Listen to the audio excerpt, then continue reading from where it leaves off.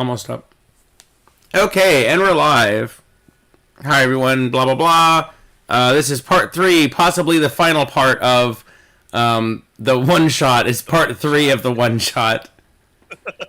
One-shot, part 3. What? 3 years later. One shot is a technical term that means you play through it and then you're done with it. It doesn't mean one session necessarily. It's one really short event or campaign. Yeah, I mean technically a campaign is a one shot.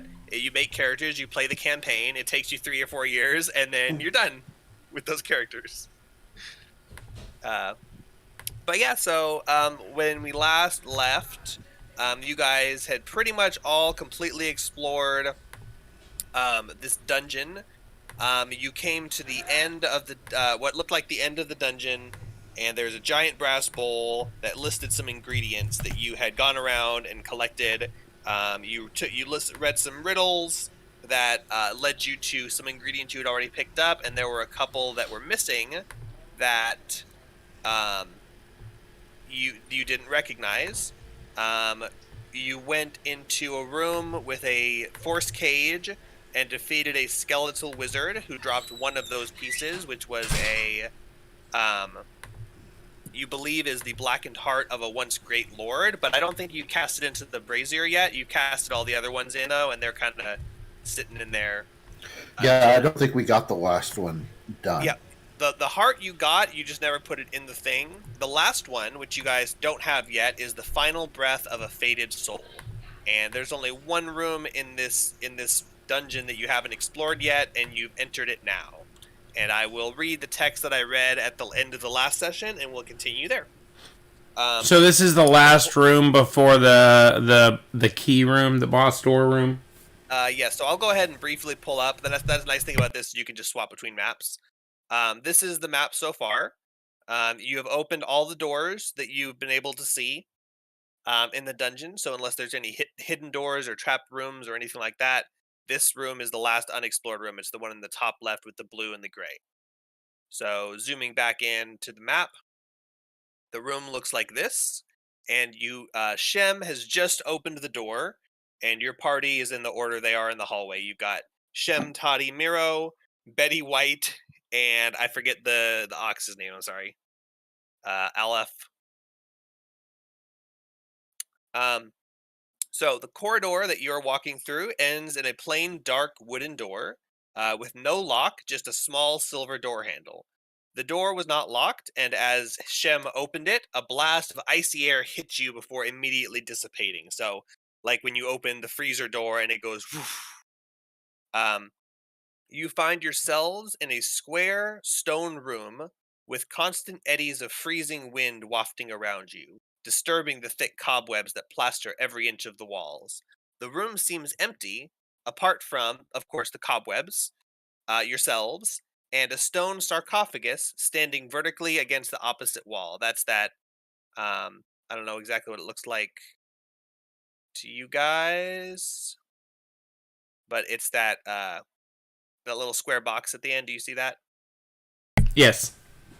Okay. Looks like a gray box. Okay, so that is a stone sarcophagus standing on its end. Uh-oh. 10-foot wide sarcophagus. It's a really wide sarcophagus. It's a very hey! And that is all you see from the entrance of the door as you pull open the door and see into it.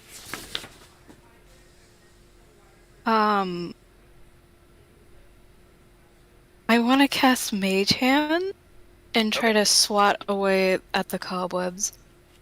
Okay, where would you like to place your Mage Hand? Just like in the room and you're swatting it around? Let me... like around here. Oh, I guess you can move it. I don't think there's like a way to ping on the map. Okay, so yeah, the cobwebs are like kind of they're on the map. They're only showing in the corners, but they're all kind of like draped around the room. Like the wind has blown some of them off the walls. But you kind of swat at the ones that are on the ground and some of the ones that are hanging. Whoa, how are you doing that? I don't know. Wait, Wait, how are you doing? No, what do you mean you don't know? How are you doing it? Listen, because I'm using Ow. my drawing pen, so You know I you're all have no doing it. idea. I think it's like you hold left click and just drag it around the screen. That just moves the Right map. click, but Oh, yeah. it's right click. Oh, I wonder if that's always been a thing. There's That's a pointer really cool. tool. It's, There's a what? pointer tool. There's a pointer tool. You can change Where? the color. I just I'm read- green.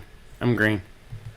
Where's the tool? That's so cool. Look at the toolbar over on the Wow. right, and there's like a ruler, and there's a pointer tool.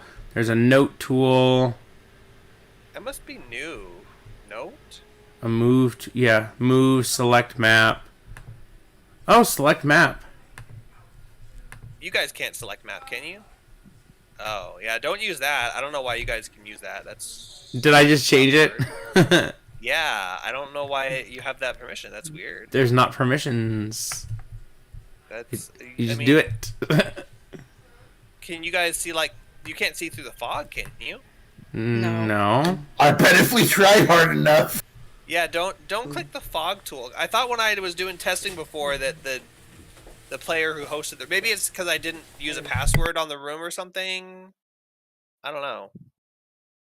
Anyway, it's fine for right now. Just don't click too many of those tools. The fog tool and the map tool really are the ones that are don't touchy. But otherwise, I don't. Yeah, I don't know. That's weird. Share audio. What? Okay, they must have done some update shit. Where's share audio? Maybe we just never looked at it before. Hey, look at the bottom of the screen. Can you guys see my timer? Yeah. I do. Ooh, you should use it's that for something. experimental. Yeah, it's new.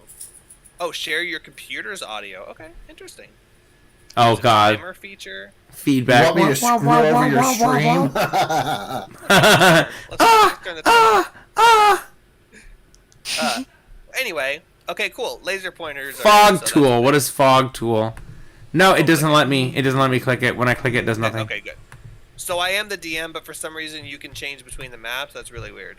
This is cool though. You're right. Right click is a shortcut for the pointer. You can change the That's color cool. though. You can change the. Oh, you Yeah, guys already okay. changed it. Yeah. Because you told me, I didn't know. So, yeah. So you drop the mage hand in the room and you start kind of moving it around and pulling down the cobwebs. And it grabs some of them and pulls them off. They're not like really stuck or anything. There's nothing attaching them. The wind kind of blows around the room, and the cobwebs get stuck in the mage hand's fingers, and the wind is kind of blowing the mage hand's feathers in the wind. But you pulled out a bunch of the cobwebs. There's nothing beneath them or attached to them or anything. Okay, I thought I tell you guys this. I thought maybe it would trigger some sort of trap. Those cobwebs. Be glad I moved them for you.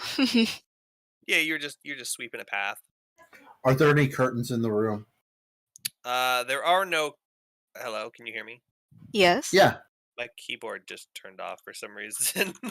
I don't know why. Goddamn Russians. Yeah, the Russians are attacking my keyboard directly. We're already dead from the nuclear blast. Our minds just haven't caught up to it yet. I actually don't know why, though. Unless I bumped a cord with my foot? No, there's no freaking way. I'm sorry. That is completely ridiculous. Unplug and plug it back in, I guess. Bizarre. Okay. Back on. That's weird. It's like flashing. Stop flashing! I Okay, think well- your keyboard's dying. It I don't know. is. It's like, what the shit is going on? I actually don't know. Okay, well, you guys, I mean, you can keep going. It's just RP. I'm just, my headset's working. So, yeah, you swat away the cobwebs, and it does not trigger anything like you had hoped. May It's not a bad may I take a closer look at the room without going in? Yeah, what are you looking at? Kind of like the general room itself to see, check for trap. Okay, yeah, you can make an investigation check and see if Okay. you can spot anything. The room is pretty much wide open, so it would be more about detecting things that might indicate a trap rather than seeing something that would indicate a trap. Yeah. Oh yeah, I kind of got you guys last time with the whole hand thing. Can I burn my last charge of Divine Sense? Yes, go ahead. Okay, so as an action, I will open my awareness to detect powerful good and evil forces. I know the location of any celestial, fiend, or undead within 60 feet that is not behind total cover. Which doesn't... 60 feet? Yeah. And I kind of walk... I walk in... 7. I walk into the room. And go ahead with Will, sorry.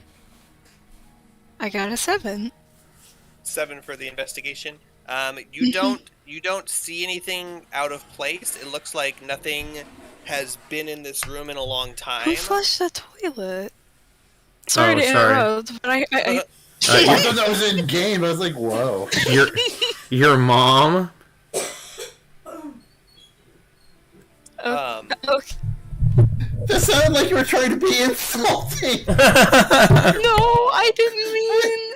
And it's like, your mom. I'm like, oh, literally, okay. So there is... hold on. Forgot what I was Googling. There's nothing out of place or anything that would indicate any sort of traps. The sarcophagus itself is about 6 feet high, and it looks like it's about 3 feet deep before it touches the wall.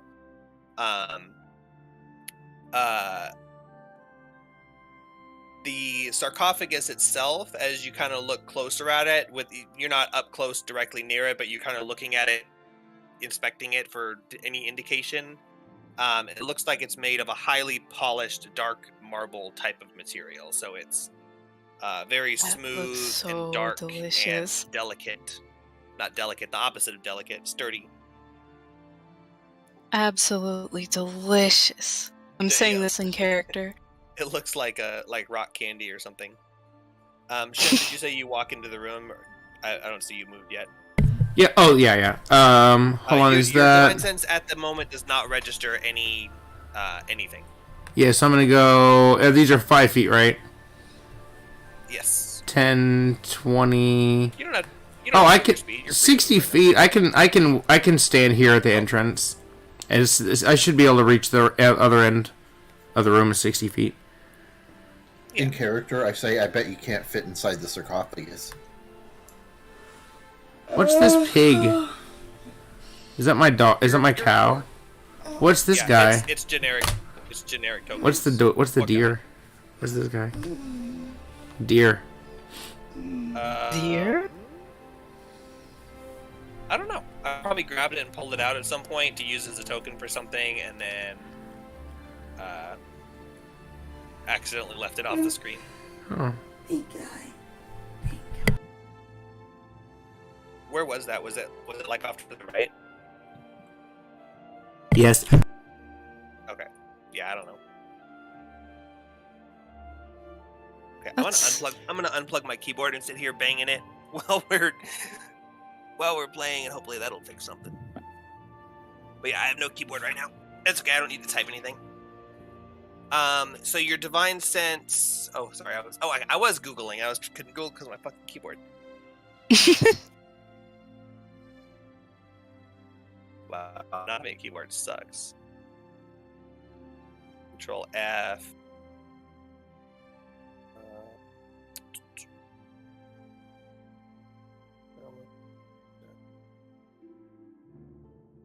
Yeah, so you don't sense anything in the room. So there are no invisible creatures hiding from you in the room. Oh, good. I'm gonna actually go into the room now. Yeah, I'll step kind of into the middle. I'll do the same. But I want to get a bit closer to the thing. Gosh, I can't remember the name. Sarcophagus? Sarcophagus, yes. I think we had a whole thing about that last time about the name the word sarcophagus origin and stuff. I think we did. So as you get closer and you're looking at it, there's no markings or fastenings anywhere on the outside, so there's not like clamps or levers or handles. But the lid, there is a lid on it, seems to be tied onto the body of the sarcophagus with a thick, dark twine that looks like it hasn't been untied for a very long time. And it kind of blends in with the color of the marble. It's like a dark color, and the marble's like, it's not completely black. It's got like those little specks of like gray and white in it, and the twine kind of blends in with it until you get up close and see it. Oh, that's pretty. It is pretty.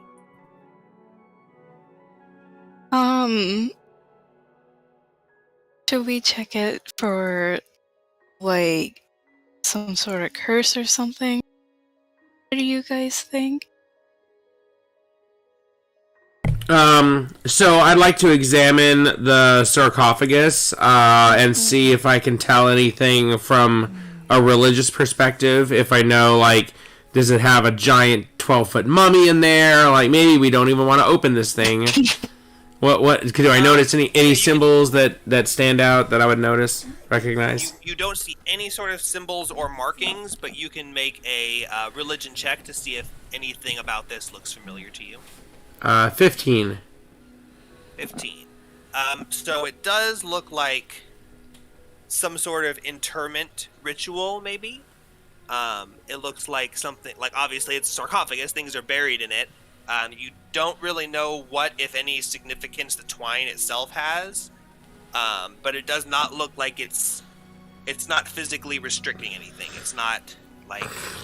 Oh, it's more like a not actually decoration. holding it together. It's just there. Yeah, it's not sealing it shut. It might have a purpose, but that purpose is not to physically keep it shut. It was just one of her favorite things. Let's see. What was that riddle? There's like one thing left. The breath of a ghostless siren. Wait, no. Speech of a dying man? I can't find the list. That was an out of I think character. it's in images. Oh yeah. Final breath of a faded soul. Okay, it's probably this, right? Want to bust it open? Yeah, I guess. screw it, man. So did you say that, is there like a seam or a hinge or something that looks like a place where it opens? Because you said that the twine is not holding it closed, right? Do we just fling it open? The twine is tying it shut. It's just not like, it does not look like it's structurally important, but I mean, it would either have to be untied or broken in order to open the sarcophagus. But no, there's nothing sealing it shut. It's just a lid resting on the front of it. Oh, you know what I'm going to do? Actually, I'm going to say, I'm going to call for Betty White to come into the room, and I'm going to ask her to go open the sarcophagus. And I ask her to slash the twine with her sword and then throw the sarcophagus open. Oh, and I'm going to go ahead and position my bull right there, and then I'm going to go ahead and stand like right like there. Off to the side, but ready to attack. Okay. Betty White walks up to the sarcophagus and raises her sword, whatever kind it is. I don't have alt tabs, so I can't type anything in to see what it is. She raises her sword and slashes at the twine, and she strikes the twine as her sword bounces off the sarcophagus. And the twine looks almost completely unscathed, except for at the spot where it was slashed. It looks like it crumbled just a little bit, but otherwise it's uncut.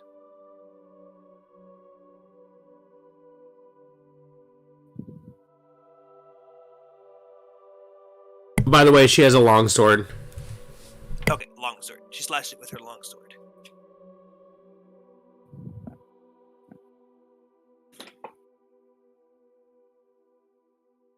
Sorry, I missed what happened.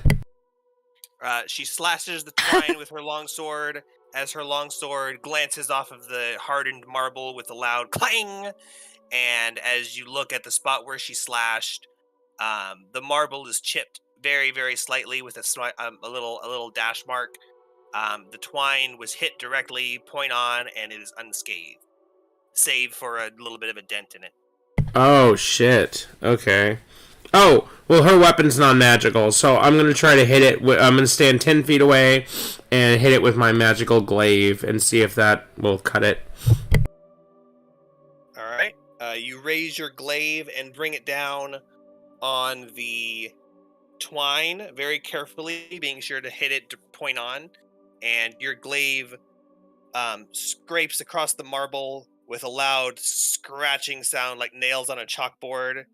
And as it touches the twine, have you guys ever taken like a flint and knife and struck it and seen like the sparks that come off of it? I've seen it in movies. If not, you Let's should, pretend. because we're gonna need ways to start fires soon and boil. I've done the rubbing sticks together with a homemade bow out in the yard before as a kid. So you've seen that, or you've seen like sparks, like when a car scrapes along, kind of like that. So just a giant spray of dark colored, metallic colored sparks kind of blasts off of the twine or the glaive as it strikes it. And neither the glaive nor the twine is damaged. Like in the, or sparks like in the big fight scene in Robin Hood, Prince of Thieves from the 80s. Yeah, probably like that. They put like gunpowder and stuff all over the pillars and things so the swords would go boom. Yeah, kind of.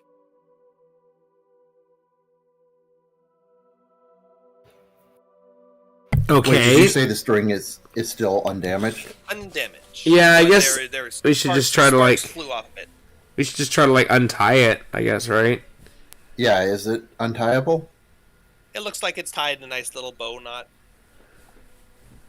Oh, It's who should touch it? It's twisted and old and crumbling, but you can definitely tell that seems to be a fairly simple knot. Because I'm the reincarnation of God, I can only tie knots. I cannot untie them. Wait, is it the Oh, what a Sabbath? lame excuse. I use that for That's why you everything. play on Tuesday specifically, because it's not the Sabbath. Wait, God rested on the seventh day. It's always the Sabbath for him. That explains a lot. A day is 1,000 years, so I'll get to work in 1,000 years. I want to try and untie it. Taking one for the team, I see. You go. Okay. I forgot your name. It's on the Toddy. thing, Toddy. You go, Toddy. We gave him so much crap about that he has to come up with a name, and then we're like, what's your name? Yeah, Zach, whatever your name is. Yeah. What's my buddy. name again? What's my? Oh wait, no, this was my age. Zoe, Never right? mind. Yeah, Zoe. This is Zoe 3. Toddy walks up and touches the twine. As you touch it, you kind of feel unsettled as you're touching it. But Uh-oh. I mean, this whole place is kind of unsettling. So if you That's honestly not that different from real life and Exactly. my everyday. Anyways, everything I touch is unsettling. Exactly. So as long as you continue, you grab the twine and you pull it, and as you untie it, it cracks and crumbles in your hand, but keeps its form. It's like you have a marshmallow after you cook it on the fire, and then you go to take it off, and the little bits from the outside crumble off, but then there's fresh marshmallow on the inside. Kinda. You untwist the aged knots and finally release the twine, and it slides loosely and easily to the ground, and the sarcophagus is unbound. There's still the giant stone slab on it, but you should be able to move it. Anybody want to help me move this giant stone slab off? I flex my god I muscles. Oh, fine. No, fine. You do it. And I step aside as the tiny little satyr with high dex and low strength is going to move the 12-foot high marble slab. I can do this, guys. Trust me. I'm totally an expert.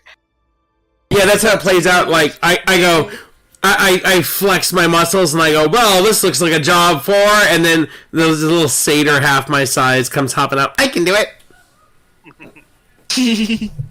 God helps those who help themselves, so. Okay, so Toddy and Miro join forces, and you grab that. Does one of you want to be pushing and one of you pulling, or do you both want to just be on one side and try and shove it open? Sure, shove it open. Okay, so Toddy and Miro position themselves on the side of the sarcophagus, and you grab it with both of your hands, all four of your hands, and push as hard as you can. And it does take a little bit of effort to kind of get it to start moving, but once it starts moving, it slides with ease, and you get it about halfway open because it is, 10 feet wide. That's really freaking big. 10 feet. Yeah. You get it halfway open, and you can see inside of it from here, so you can continue or stop. But from this point, it seems like it's completely empty. But you've got the momentum going, so unless you explicitly stop, you'll continue opening it until it's all the way open. So, do you do so? Yes. Yeah, I continue pushing. Okay. You keep pushing it until it goes all the way off to the side, and it kind of falls back and thuds into the wall, resting up against the wall. And the sarcophagus is completely open, and it's empty inside. Completely empty? Yep, completely empty. Quick, somebody get a bag and capture the air. Well, you might not have to look too far. In the center of the room, you see a figure rise from beneath the ground and take the shape of a woman. She has long black hair and a tattered dress, both of them made from wisps of shadow.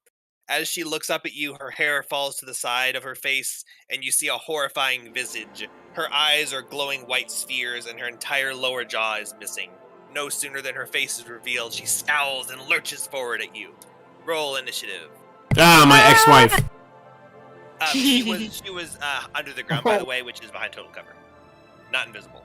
God damn So it. I had to double check Divine Sense. What a pointless ability. Yeah, sorry.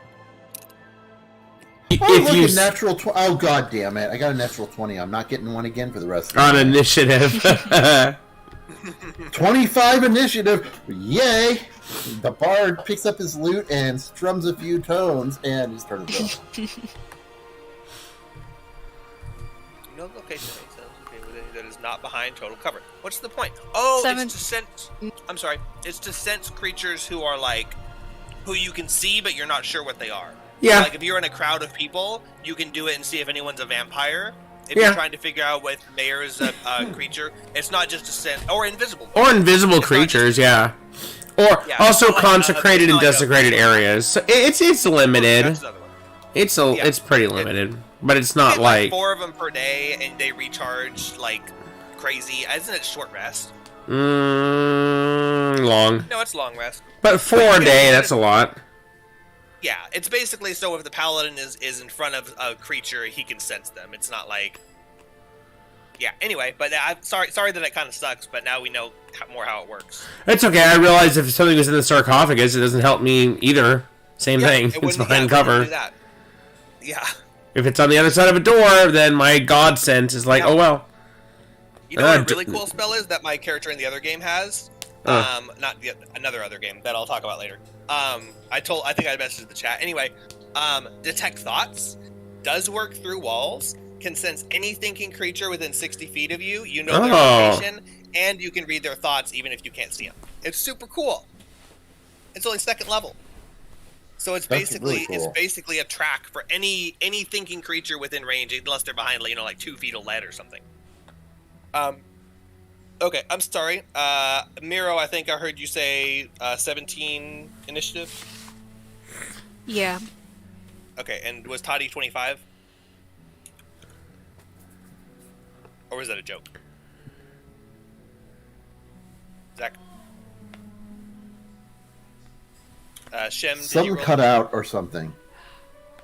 All I heard was silence and then Zach. Oh, can you hear me? I can hear you now, but it might have been my internet. Maybe it might have been internet or something. Did you have 25 AC initiative? Yes. Okay, and Shem, did you roll initiative yet? 7. Okay, Shem 7.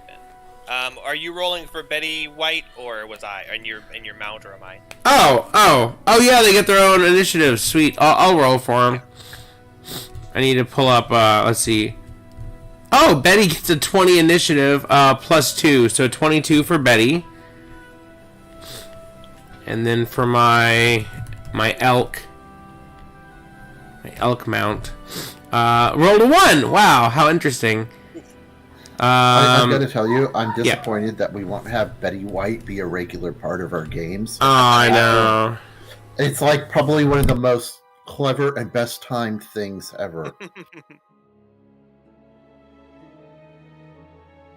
Okay, sorry, what was LF? 1. Oh, 1. Oh, 1, okay. 1 final. Let me... Yeah, plus 0. It's really quick. Alright, first initiative is going to be Toddy. So you see a Banshee rise from... a creature... a woman with the horrifying visage rise from the ground and shrieks and jumps at you and is very clearly attacking you. Luckily, my brain doesn't work so well, so I can't remember what it was. You'll find out. Parlay. It doesn't help anyway. Probably. She's probably nice. Ask her if she has been here long, if she needs help. Yeah, no.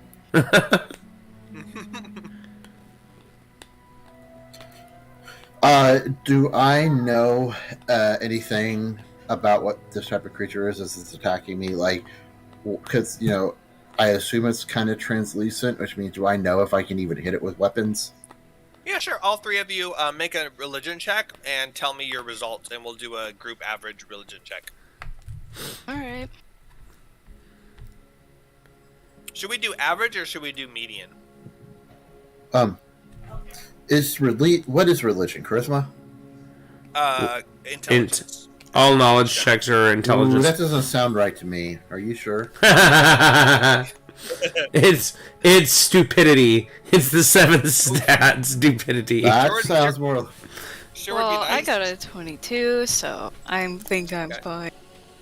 Sure would be nice if you guys had an in character instead of 2 charisma characters, but Hey, I have a plus 3 religion. That's not bad. What was yours, Toddy? 8. 8? Okay, so far the average is below 10. 19. That's to be expected. Okay, and whether we'd go with median or average, that's a pretty good result. Median's only good if you have a lot of samples. Yeah. Well, if you had, yeah, I don't know. I'll have to do some math later and figure out which is better, because that'd be so much easier to just have everyone roll and then just take the middle result instead of being like, okay, 2 of them succeeded.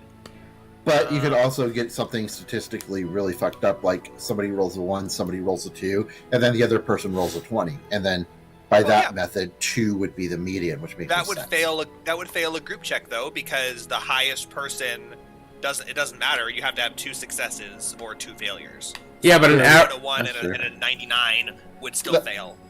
The person who rolled a 20 is in the corner yelling, "Come on!" Yes, as everyone's dying. That's the problem with group checks. But yeah, so you do know that this is a Banshee. You do know that they are undead creatures. You do know they are resistant to non-magical attacks, and they have several other elemental resistances. You don't remember exactly which ones, but you remember that they are some of the primary elements, and you also know that they are immune to at least necrotic and poison damage. Oh, sorry.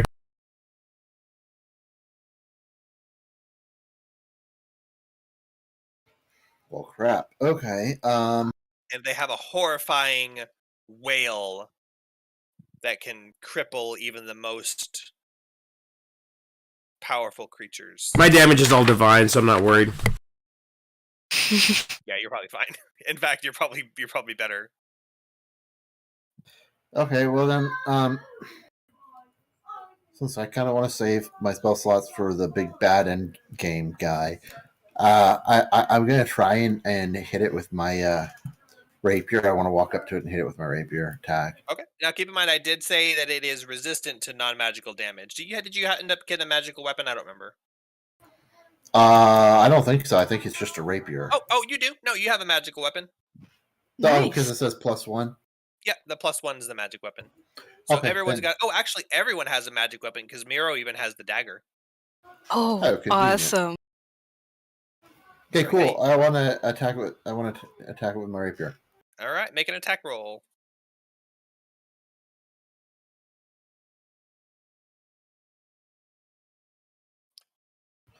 +17 +8, so 25. All right, that will hit. Give me damage, and don't forget you're a Valor Bard, so you can make a second attack with extra attack. Oh, okay. All right, my damage is 9. All right. Then a second attack. Mhm.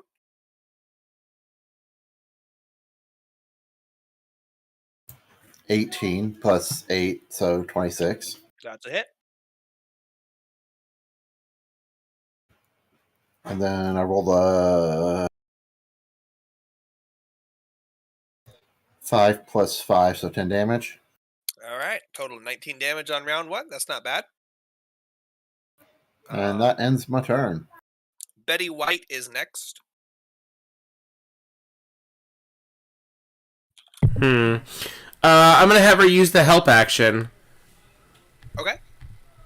So the next creature to attack the white gets advantage. Is that all she's doing on the turn? Let me see. Yeah, so let me put her next to the white. There. All right. Yep, that's her action is help. You command Betty to distract the Banshee, and she walks up and starts waving her swords crazy, trying to chop in front of her face and behind her and just distract her, and the Banshee's swatting him away and turns towards the party, but is trying to kind of figure out who to attack. But she looks like she's getting frustrated by the white. Miro, you're next, and in the party order, Shem is next, but with a 7, so the Banshee probably goes in between. But I won't confirm that till the first round. Okay. Do I know if Banshees specifically are immune to lightning damage? You specifically know from your experience with your entire subclass that Banshees are resistant to lightning and thunder damage. Ah, shit. Coincidentally. Okay. Resistant, not immune. So it'd be half damage on a hit. Well, yeah, but that's still no good. You know what? Screw it. And when I say screw it, I mean I get out my Feywild shard and go feral. I don't remember what that is. You don't remember what the Feywild shard is? It is Wild Magic Surge? Yes. Is that right? Oh, when you use a meta magic option on a spell while you're holding or wielding it, you can roll on the Wild Magic Surge. So yes, you pull it out, it's on your ring or your necklace. Okay. So you have to cast a leveled spell and use a meta magic option, so your class thing, meta magic, with the shard. When you use that meta magic option, so extend spell or amplify, whatever it is, you can roll on the Wild Magic Surge. So first you have to resolve and cast a spell. Okay. Then I would like to cast Mirror Image on myself. Okay. Are you using what meta magic are you using on it? Let me check. I have like 2. I need to read them. I know them. Twin Spell and Quicken Spell. But I think I'm gonna cast... hold on, reading.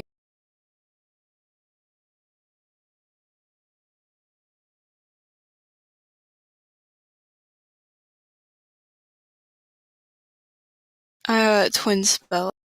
So Mirror Image targets only yourself, and Oh, Twin okay. Spell you can't twin a spell that only targets you. It has to be something that targets another creature. My bad. Okay. I must have read over that part when reading the spell originally, so then Quicken Spell.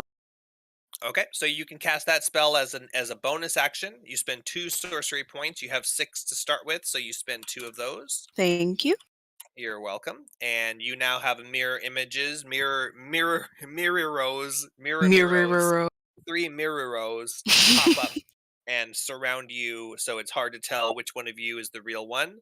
And you cast that as a bonus action, so you still And have my your action. action, I would like to stab them with my magic dagger. All right, you pull out your magic dagger as you go to stab. Would you like to activate that Feywild shard as you resolve the mirror Yes. image? All right, Yes. wild magic table. Roll believe it's D100. This is exciting. This is really exciting. Yeah, I've been wanting to for roll a a D100, or if you know how to do that, and tell me the result. What between 1 and 100, or I can tell you how to do it if you don't know. You basically roll a 2d10s, assign 1 to be the 10s place and 1 to be the 1s place. Got it. But whatever result you tell me is fine. I'm not gonna micromanage what result you get. Okay.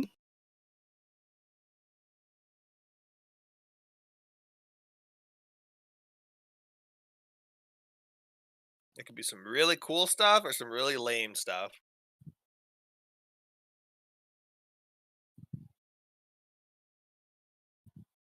Um, 53. Ooh, okay, right in the middle. Let's see what 53 is. Oh, Jesus Christ. Oh my gosh. Okay. I'm gonna tell you what it is. I'm gonna let you re-roll it. I'm gonna let you re-roll it because that's really funny. That's the one I was thinking of when I said, or it could be really stupid. Like literally useless. Oh, you can't get drunk. What? That's literally nothing happens. Even the hair falls out one is like cool. That's literally nothing. So roll again, because that one's stupid. Your face shard sparks and sputters as you whack it with your fist and cast it again.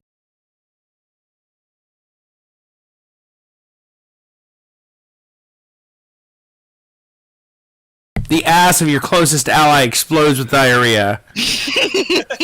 No, that's only the other 90. 90. Oh, that's a high one.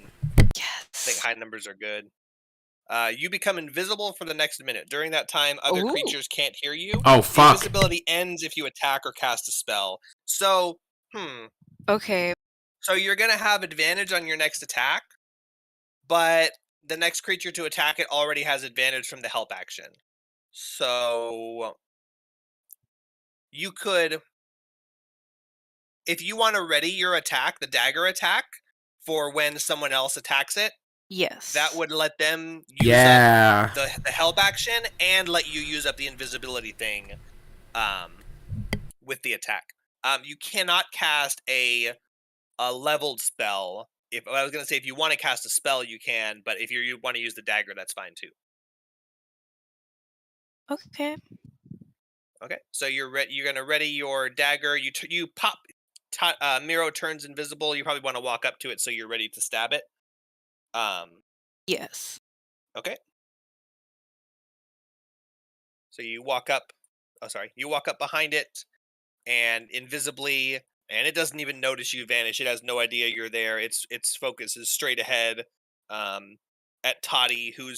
Your hands, where you untied the thing, they've got like charcoal like coating them. It looks like you just murdered a charcoal baby. Joke's on you, they already looked that way. Yeah, that was just a flavor description of what your hands already looked like. That had nothing to do with what you did earlier. If anything, they got slightly cleaner. You're like, oh, these are cleaner than I expected. So yeah, that's the situation, the positioning. Next, unfortunately, is the Banshee, and the Banshee looks at all of you, and you see her horrifying visage, and you think that if she made a face, you would be immediately frightened by her, but instead she rears back her head and wails the most mournful, horrifying, saddening thing you've ever heard. Everyone make a. It is everyone, right? Within 30 feet. Everyone, including LF and Betty White. Doesn't affect undead, not Betty White. A Constitution saving throw. Oh, shoot. Make it a good one. Got a bad feeling about this. Oh yeah. Oh, that's not so bad. I got 15.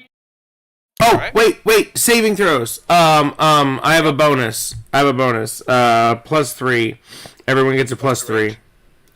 Nice. 1 sec.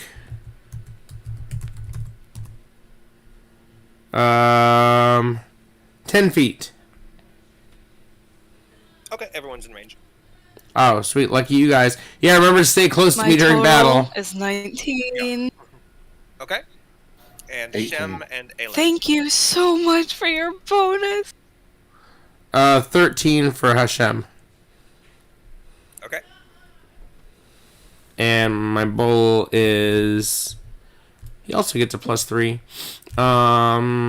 Nice. 16. Ah! You all grasp at your ears in horrifying pain as the psychic energy blasts through you and chills your very soul. You all take roll.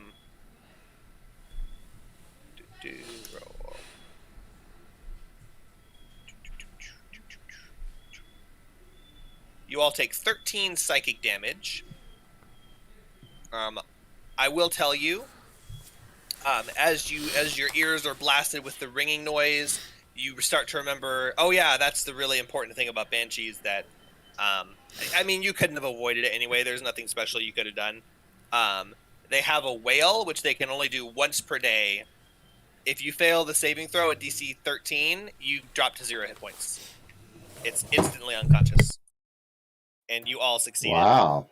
So yeah, only 13 damage. Count yourselves lucky. Or let me go and update those HPs.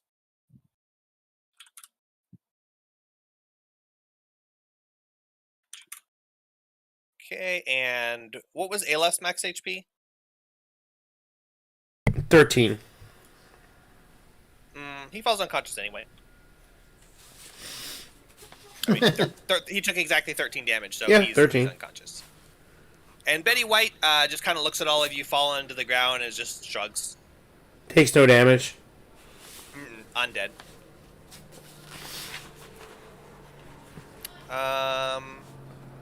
But that was her turn.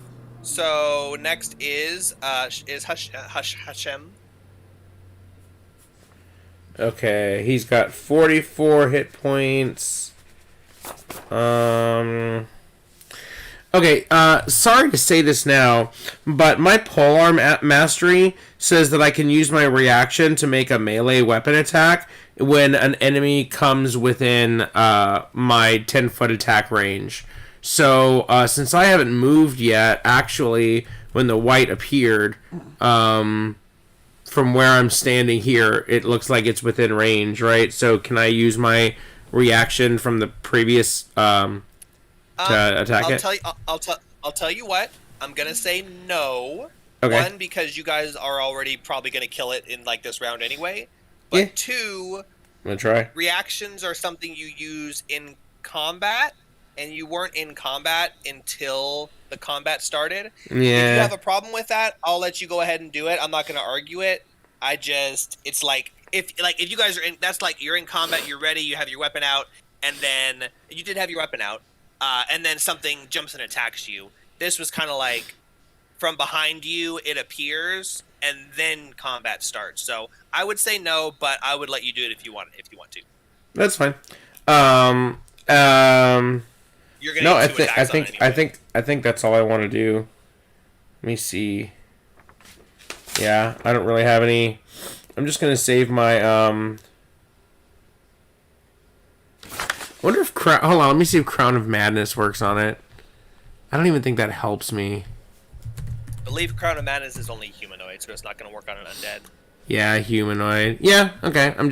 That's right. I'm just a paladin. All I do is chop chop. Okay. So I swing my chop chop at the Banshee, and I say, "To hell with you, foul beast!" And I'm rolling. Screeches at you. She's inhaling after her howl, and she wheezes at you. Oh, I have advantage. Rolling a second time to Yes, see if you I do. crit. Nah, second roll sucked. Okay, so 22. Okay, that hits. If you want to roll the second roll and then do damage together, or you can resolve the damage first, however you want to do it. I'll do the damage first. So that's going to be 1d10 plus 4. So 6 damage. Low roll. Okay, Alright. and second attack. 19. That hits. Damage is 6 again. God damn it. All right. Is Lay on Hands a still bonus standing. action? Probably. Got the page open. As an action, ew. You can use it as a bonus action. That's dumb. It is an action, comma. I will let you use it as a bonus action because that's dumb. Okay. You literally touch a creature and they get healed. Why would that be an action?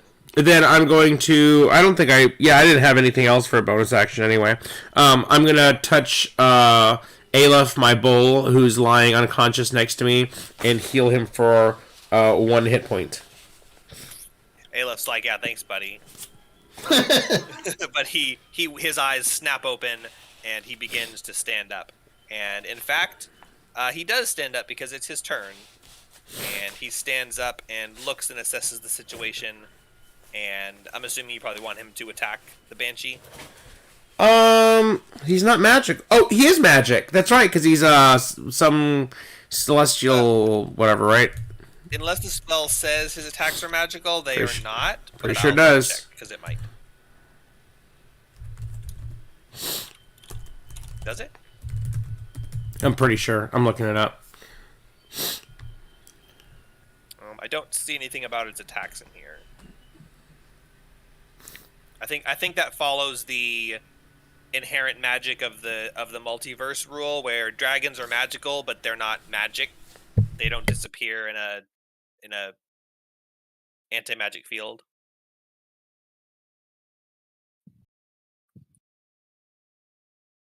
He can still damage her, it'd just be half damage. She's not immune to non-magical damage. Yeah, I don't see anything. So instead of attacking, I'm just gonna have it run up next to her and use the help action. Okay, is here good, or you want it closer, a different position? I guess like right there, because I just need. I mean, because that's the closest they can like kind of squeeze in. Yeah. Yep. So run up there and use the help action, so the next person gets advantage. Okay. He runs around behind her, making a big ruckus as he tramples around, and she turns around to look at him, turning back to the party as whoever it is attacks her on the next round. And that is Toddy is going next. All right. I got distracted. I didn't hear the last part of that. All I heard was something, something, something, and my ear was like, you should probably pay attention. And then it was like, Toddy goes next. I'm like, fuck, I'm about to do something that's going to really hurt, aren't I? Okay. You have advantage on your first attack. Oh, I was picturing it's like she's going to, like, instantly kill the next person who attacks her or something. No, that was the boar. I'm sorry, I'm going to say boar because the picture that was random. The ox. There's no ox picture. Sorry about that. It was like, yeah. You're fine. Okay, in that case, I want to go ahead and attack it again. Okay, go ahead. Yeah, 6 plus 8, 14. That does hit.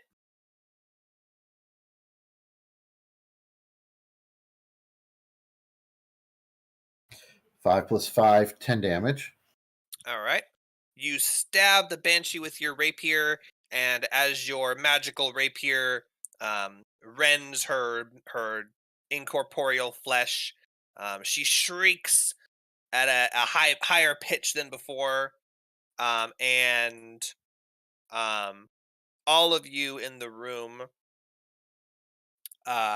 notice the room begin to darken and wobble, and then suddenly you're plunged into an inky blackness. Can I try to attack a second time?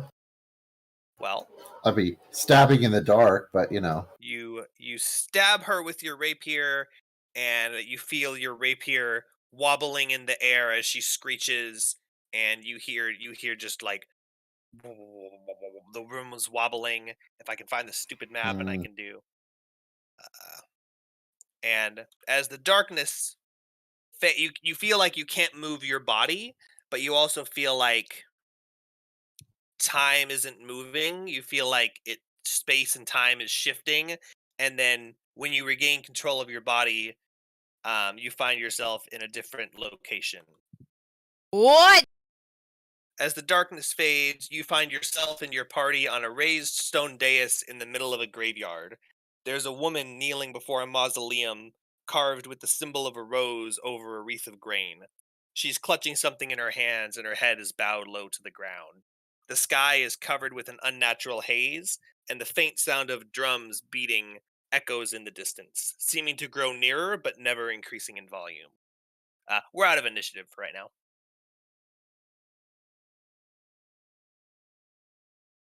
I attacked the lady. What? Oh god!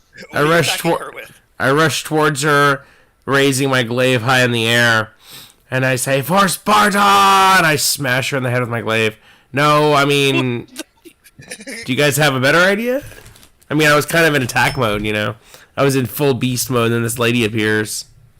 Yeah, you totally were. You guys were like, Can't just come up on me like that. You're like, oh, get it, and then suddenly, just your reality shifted, and now you're here. It's very calm and serene, except for this,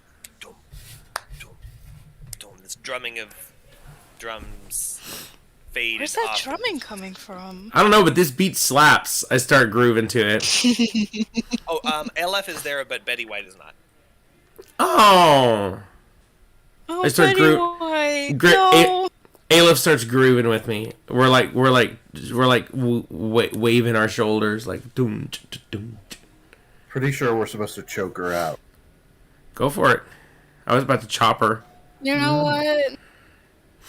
Let's go. Let's go attack her. I think it would be kind of funny. I was saying that in character.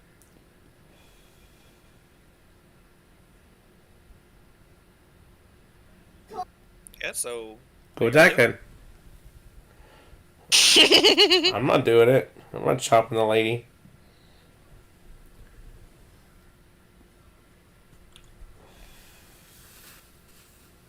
What's this thing in the middle? You guys actually.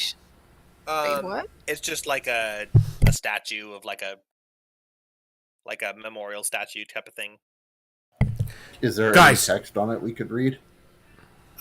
There is text on it, but it's completely illegible. It looks like it's in an ancient script, and it's also kind of wiggling and wobbling and changing, like when you're in a dream.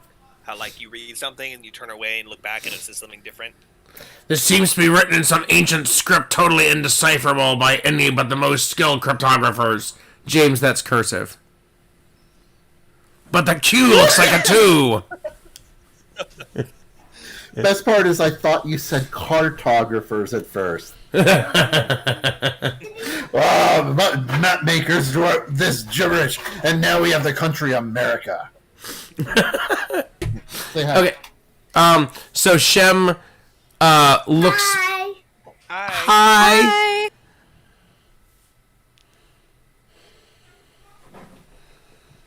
Oh, darn, I thought she had something. I was going to say more than I got. You have to speak up because the mic's actually over here. Hello. Hashem is going to look back and forth and say, "Oh, I don't like the sounds of those drums. I'm going to go check the woods. You guys deal with her." And then Hashem trots down the stairs and he walks out into the woods. Okay, so you're in the middle of a graveyard. I think I said that part. Yeah. So you step down the stairs. You can go ahead and move your token. Wait, which one's me? Probably this guy. Dun dun dun dun. Is there like a wall of trees that I can run towards? Like, is there any trees nearby? No, it's a big, wide open graveyard, but it won't matter too much. As you get about here, like 5 feet away, your feet start to kind of sink into the ground, like it's like a bog, but the ground is just kind of molding its shape into your feet. And by the time Help! My by the time god feet you are get sinking. here, by the time you get here, your steps are slowed, and you can almost you've got 5 speed, so you can trudge very slowly forward if you would like to continue. Like when you're chasing someone in a dream and they get slower and slower Yeah, and slower, your you're feet start catching up to melting into kill the them. ground. Yeah. Come back. But in reverse. Yeah. Yeah, the ground vomits you back up as you step back onto the thing and returns to its normal state. Oh, guys, it sucks down there. Do not step off these stairs. Literally. It sucks. Gross. Did I just hear Oh, Deanna fine. kind of go in the background? She's sleeping next to me. Oh. As you all stand around and look and stare in awe and try and take in the sight and what's happening, you hear the woman speaking in a whispered, hushed tone, but you can't hear what she's saying. She's facing down and she's talking quietly and staring into the mausoleum in front of her and rubbing whatever it is in her hands. But you What can't hear what is she's in saying. her hand? Oh, can I take a closer look, see what's in her hand? Yeah, you can walk up to her and see what she's got. You can't see it from here. It's kind of covered by her back and her hands. Before I say anything, I try to look, but when I'm done looking, I'll say, hello? Okay. First make a perception check because she's rubbing it in her hands, so Okay. you catch glimpses of it as it runs past. So you do see something.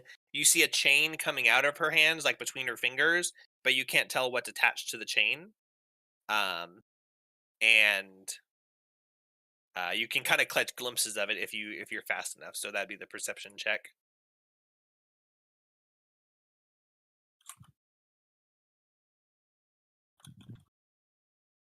Seven. 7. So it looks like you can't really see what it is in her hand, but just based on what you're seeing, it looks like it might be some sort of jewelry. If you'd like to make a religion check, you can try that also. Sure.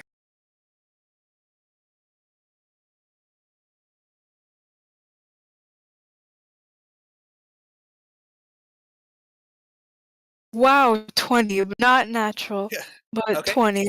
So you can't see what it is she has in her hands, but based on your knowledge of religion and burial rites and things like that, you look at the mausoleum and you recognize the symbol carved on it is shit. Hold on. Oh Of course, I my don't write god, down. Of it's course, I don't write shit. down. Of course, yeah, shit. Wow.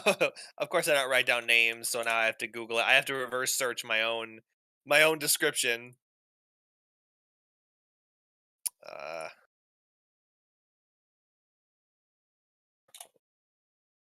the symbol on the thing is a holy symbol that you recognize, but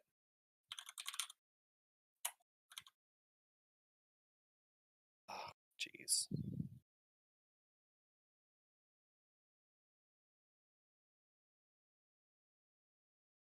This is why you write down names. Okay, it's gonna be one of these.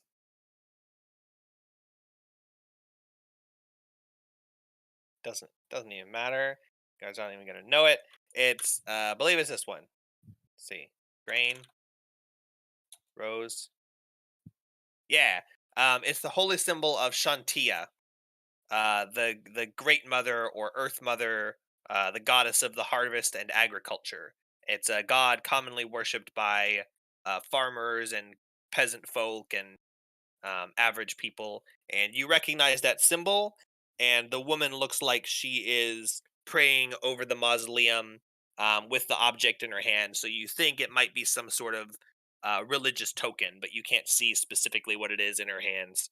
But as you speak to her, you say hello. If you still do that, did you still do that with that information? You might be muted, or did I cut out? I can hear you. Okay, Yeah, my bad. you're good. Did you hear what I had said? Yes. Okay. I do still do that. Okay, so you walk up and you're kind of trying to get a look at her hands, and you see that you can't see what it is, but it looks like some sort of a pendant or jewelry, and you think, oh, she's praying over this grave. This is the grave of someone who was dedicated to this goddess, and you say hello, and you can Yes. hear what she's whispering, and you hear her say, "They are coming. It is too late." And as she says those last words, the drum beat stops. Oh And no. so it's like dum, dum, dum, dum, dum, dum, dum, dum, dum. Silence. And as you look around you, those of you who are still looking around, or if you take a look around, um, you see. Did I really hide all of them? Did I have to do that? Did I have to hide them if there was fog? Why did I have to hide them individually if there was fog? Okay, well, this is going to be a super dramatic reveal then. Uh-oh. Let me see if I can read. And oh, did I not hide all of them? Can you guys see those? The ones on the right you can see, right? I see. Yeah, I can Yeah, see the ones on the right and they're bottom. appearing on the and one bottom. on the left. Okay, yeah, I'm turning them all on. Okay, that should be all of them. The drum beat stops abruptly. As you look around the raised dais of the mausoleum, you see a multitude of shadowy figures appear out of thin air. Oh my gosh, Amber Alert. Ember alert or nuclear alert? No, it's from the. Yeah, I It's, just heard. it's the undead alert. My divine sense is going off. That'll be the last joke we hear as the sunlight arcs in from the night and just blinds us all. You know what? You do still have the last little bit of your divine sense going. It rang off the charts when you saw the Banshee, and it wasn't going off this time. But when you saw the figures appear, you started getting kind of a tingling, even though they're further away. They're kind of far away. The creatures are vaguely humanoid in shape, and they're covered in dark robes and hoods. There are 12 figures in total, 4 on each side. By the way, there's stairs to the left, right, and down. Up, you guys are on like a raised dais, so up is like a sharp drop. There's not a staircase up there, so there's only 3 groups of these things. And as soon as they appear, they begin to ominously approach at a slow pace. They're pretty close already. That's not real distance. Let's say they're one more round out. Just the map isn't any bigger than that. Do I know the type?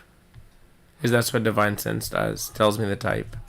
So they're not technically in your divine sense range yet. What's the range? 60 feet? Yeah. Okay, let's say they're exactly 60 feet away.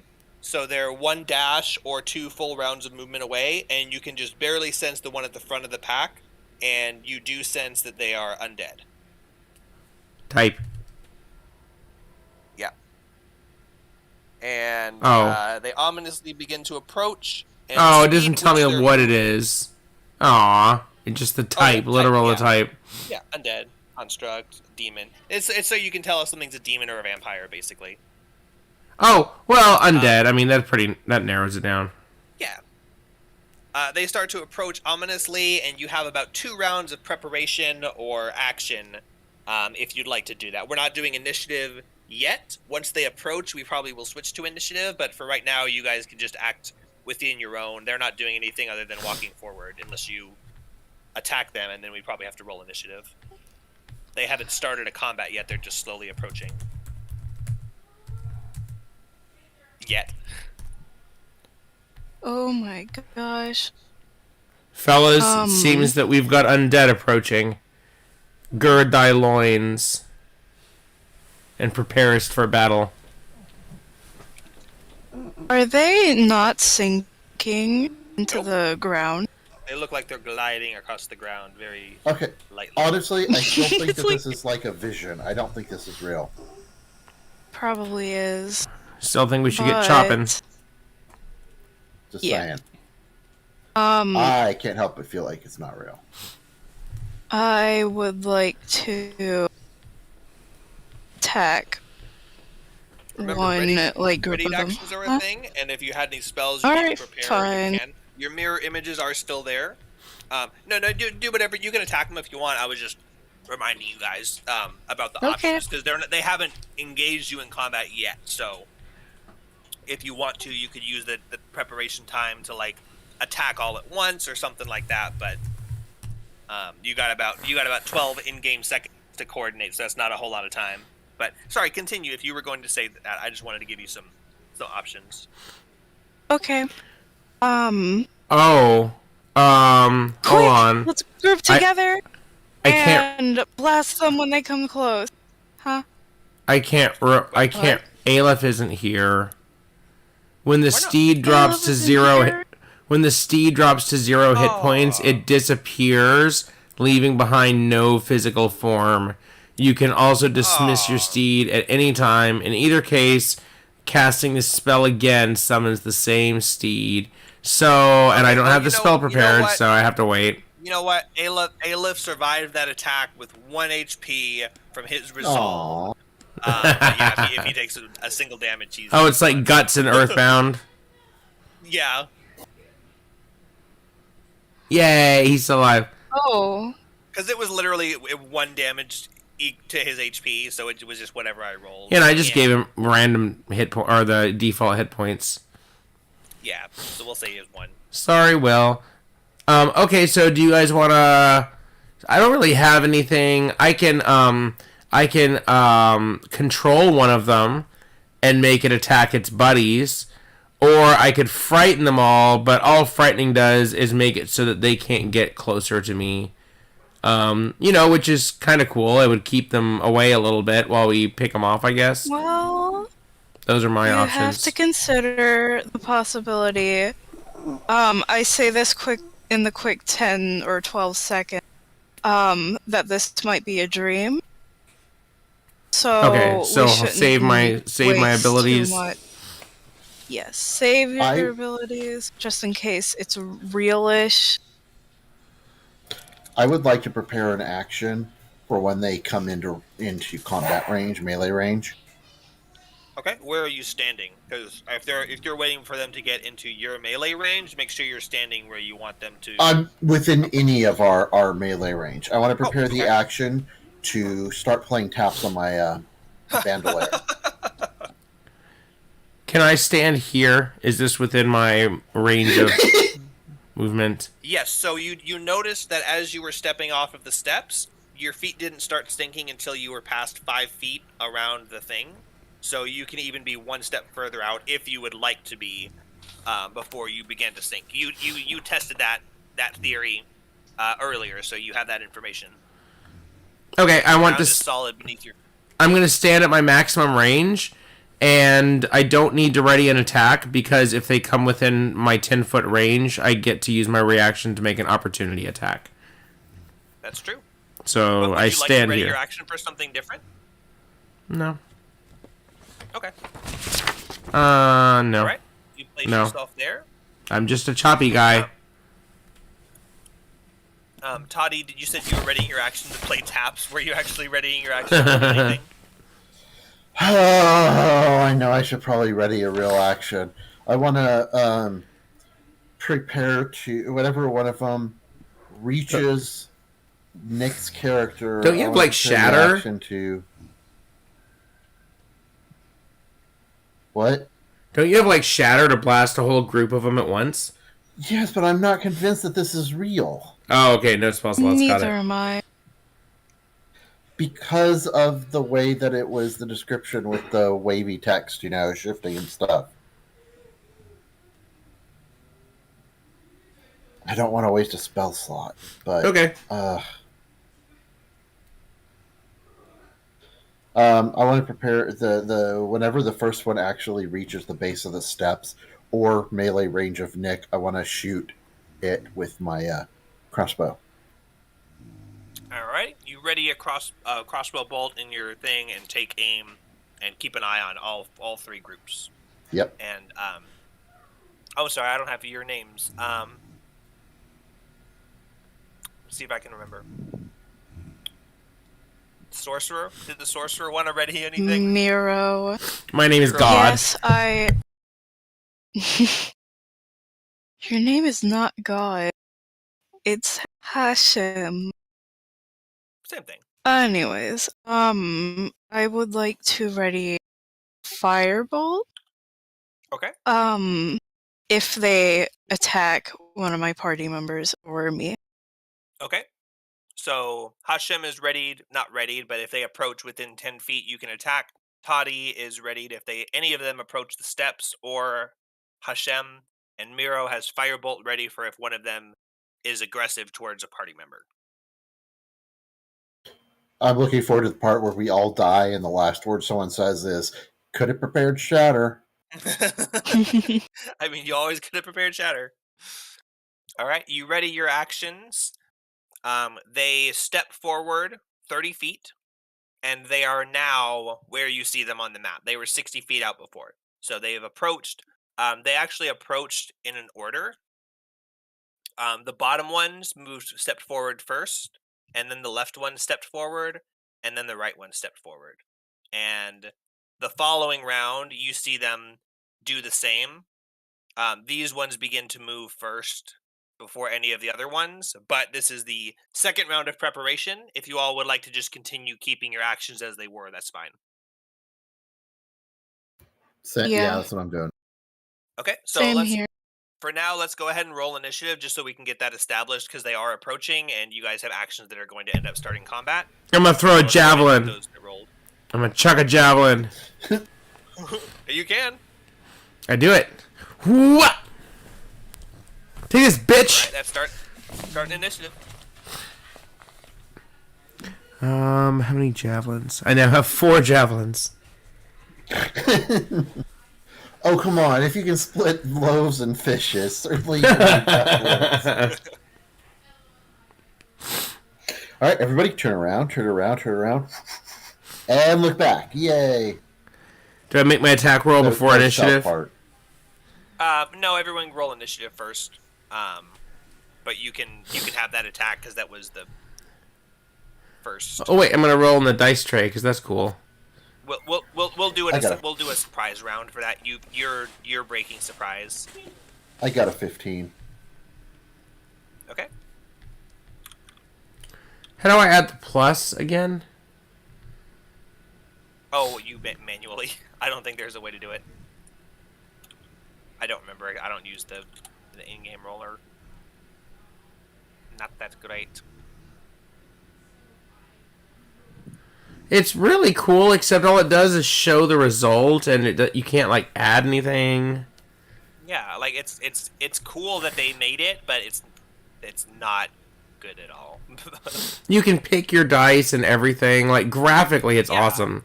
The simple mechanics are the parts they need to improve. Yep.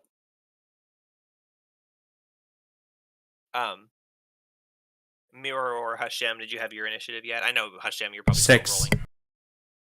Okay. Hey, higher. Only one lower than last round. Miro, did you have initiative yet? And you can also roll for Aleph if you want. 22. Ooh, nice.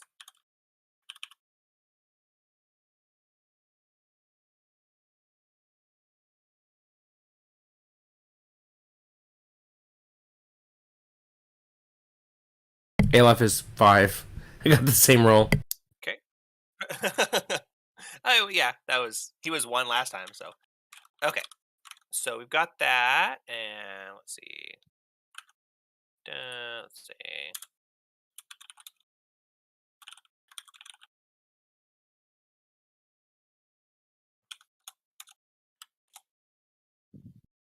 And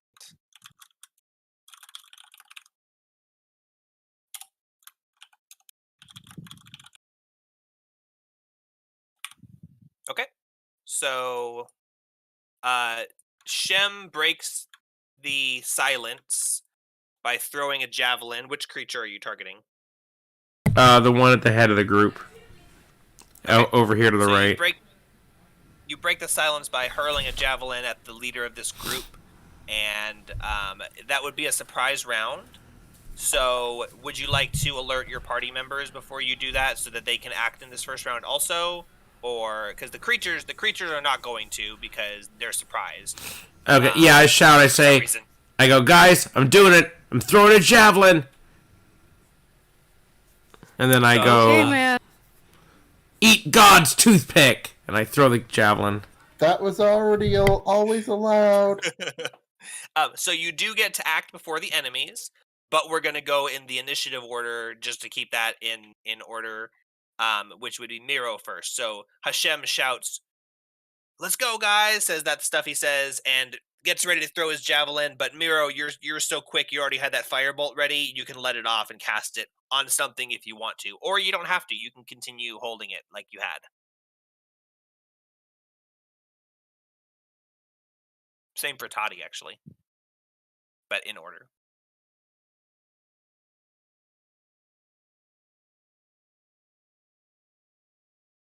You there, Miro? Mic issue. No problem. That's Could you repeat? Yeah, so we're doing a surprise round because Shem threw a javelin, but he told you guys before he did, so you get to act first since you rolled the highest initiative, even though Okay. he was the one who triggered combat, because you're all in the same party, so same wavelength.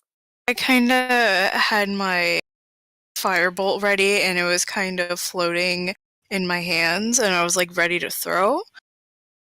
But then when he threw the javelin, it scared me so much that I threw the firebolt in the same direction with the javelin. Admit it scared you so much you pooped a little. So you're throwing it at the same target he was? Yes. Okay, that's this front creature here, and you can go ahead and make your attack roll. I'm pretty sure that's in range. Okay.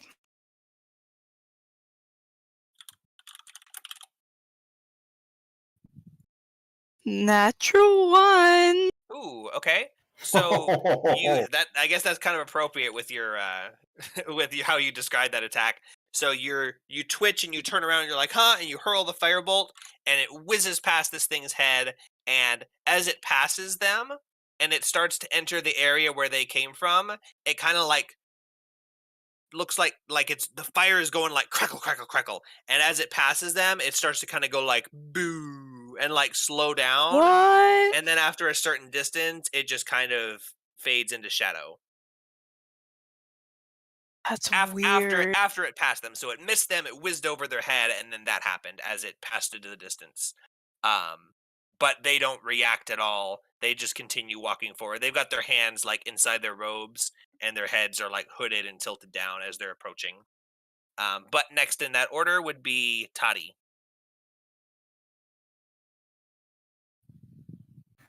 Okay. I want to shoot my crossbow at the one that got in range. Okay. The same one that Shem was attacking? Yes.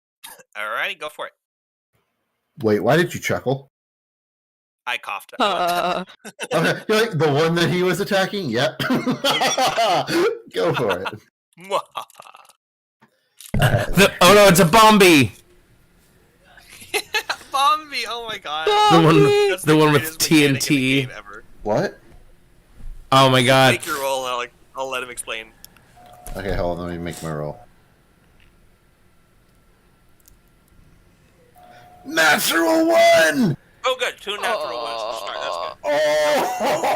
Oh! This is no longer a dream. I'm now convinced it's real. Bombi real quick, and then I'll describe what happens.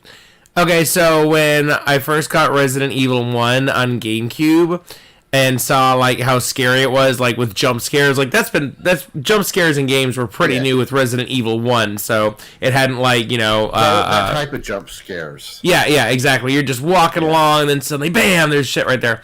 So of course, I want to make James play it. So, and he it's not very long before he's totally numb to it, because me and Joey, we just scare that every time he passes a window, we just have him all paranoid. We keep like clanging dishes and stuff to scare him like right behind his head. It's awesome. Okay, so then he finally beats the game, and now he's like good at the game because we've forced him to do it so much. Well, there's this special mode that you unlock when you beat the game on hard mode or whatever, where randomly throughout the mansion, a zombie could have TNT on it, and if you shoot that zombie, the entire mansion blows up. So you go into it. So you go into and it's random throughout the mansion. So you're playing through the game like normal. You open a door, roar, zombie runs at you. You instinctively shoot, boom, and it's game over. Instant game over. So it forced you to pause anytime you see a new zombie and basically let it attack you so that you can have a moment to assess whether or not it's a zombie. And so you can never like slow down, you can never stop paying attention, because at any point, like an hour into the game, you get used to it, you're doing your puzzles, la la la la, and then zombie, and then the game's over. And then you're like, oh shit, I haven't saved for a while. When it attacked you, how could you tell that it was or wasn't? It has TNT strapped on it. Yes, but it's hard to see, so it's not very obvious. So you really have to so you're like running from every zombie, carefully examining the detail of its torso before you shoot. So it adds an extra stress to the situation. And of course, we're like, cool. Bombi! Every time he walks in a room, Bombi! That's hilarious. And that was what we call it, Bombi. The mode is called something like One Deadly Zombie or something like that. But of course, we called it the Bombi. Well, Bombi is definitely a lot catchier. Bomb zombie. No, this one's not a Bombi. But you fire your bolt, and the bolt sinks into the gravestone in front of it, and hits the gravestone, goes twang. And that was your shot. So Shem, you now release your javelin if you would like to. After That's the noise I make. Both roll natural ones on their first attack. Oh. Well, let's see what I get. That's the sound I make as I chuck it. Natural 1. No, but it's very low. Let's see. 13. 13 will miss. Your javelin hurls past him and brushes through the creature's robes. My favorite javelin. 3 behind it, and it goes and it sticks in the ground. You could probably go and retrieve it later, but sinky sand. I have a rope. I could lasso it. Okay. Can I use extra attack to throw another javelin? Yes, because you already had that one out, so you can use your object interaction to grab another one and throw it with the same action. But normally you could not throw 2 javelins unless you have them both in both hands. Oh, interesting. Yeah, but this one I had out because I was waiting for him. Cool. Exactly. Okay, so I'm gonna try another one, and I go from Hell's Heart, stab at thee. God damn it. 15. 15 hits. Yay! So you hurl the javelin, and as you're rolling damage, I'll describe. You hurl this javelin, and it sinks. It goes straight for the one in the center, and it brushes through its black robes, and it looks like it hits nothing. It looks like you hit a sheet that's hanging on like a clothesline, but the javelin sticks, and you see black ichor drip down the shaft of the javelin. And the creature that you hit just looks down at the javelin slowly, and then looks up at you, and it pulls its hands out of its robes, and it's holding like assassination style, so like reverse, a long, twisted one of those like wavy Chris dagger, and it's like a 1.5 feet long, and it's got like that wavy pattern in it, and it crackles with necrotic energy, and it raises it and charges towards you. 8 damage, by the way. Okay.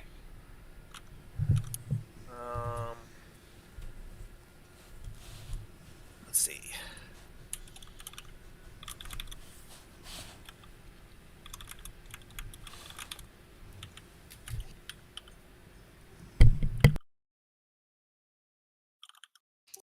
Okay. It sticks into it, and it looks up at you and aggressively looks at you with its weapon. And that was the end of that round. Oh, sorry, LF can go if you want him to do something. Probably not, because Sinky Sand, but... Nah, he'll just stay here. Okay. So, next round, we start with Miro again, but this round, the enemies will be active on their initiatives. Ostensibly.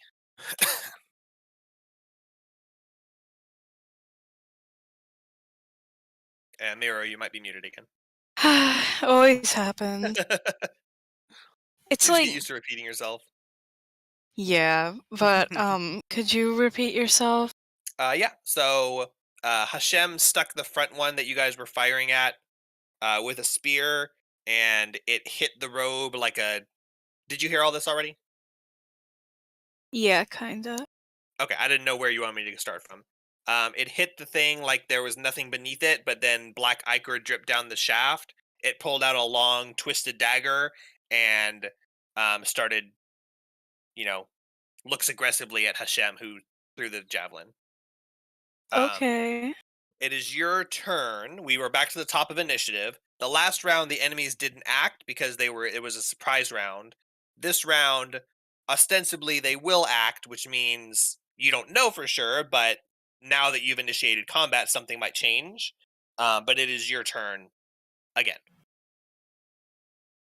Okay. I'm gonna throw another firebolt. Okay, at the same one. Yes. Okay, go for it. Yeet! Yay. I love how our surprise round was basically completely pointless. You got those ones out of the way. Yeah.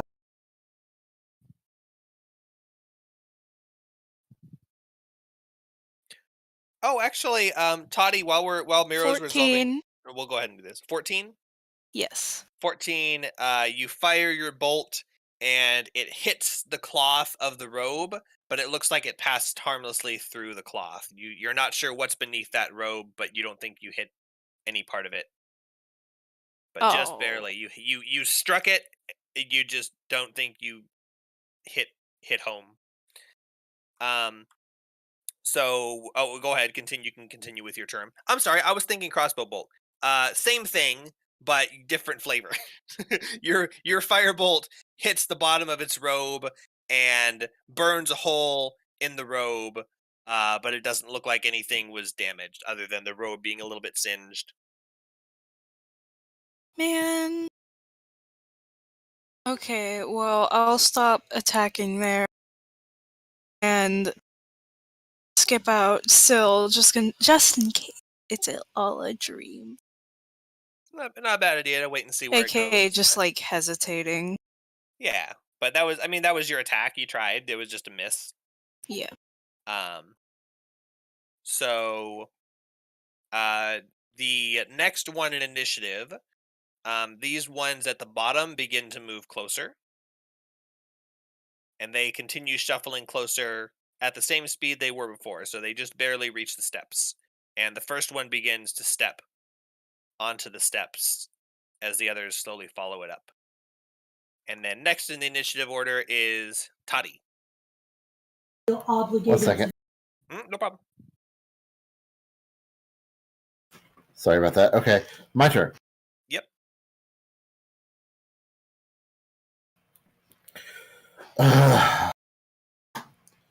God, you see, I mean, Yes, my son? I'm afraid that if I use Shatter, it's yeah.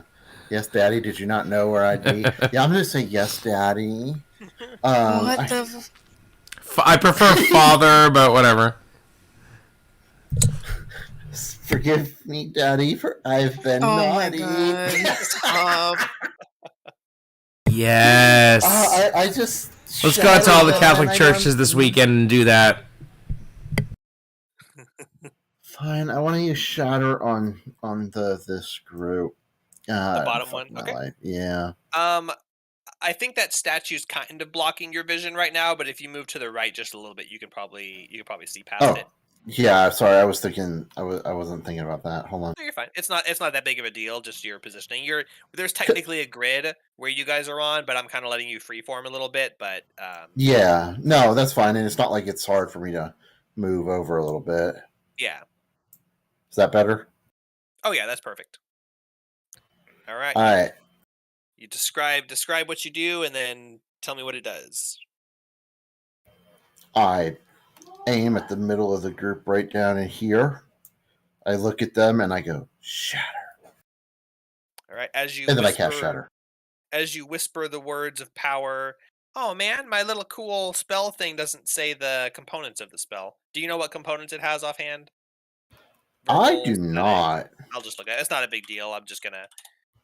We never very much have kept track of that stuff, so I've never really, thought about it. It's all I kind demand of it every automatic. time. Yeah, he does say it every time. Verbal basically is completely free unless you're trying to be quiet or you're Right. silenced for some reason. Material is completely free as long as you have a hand free to access your focus, which everyone always has, and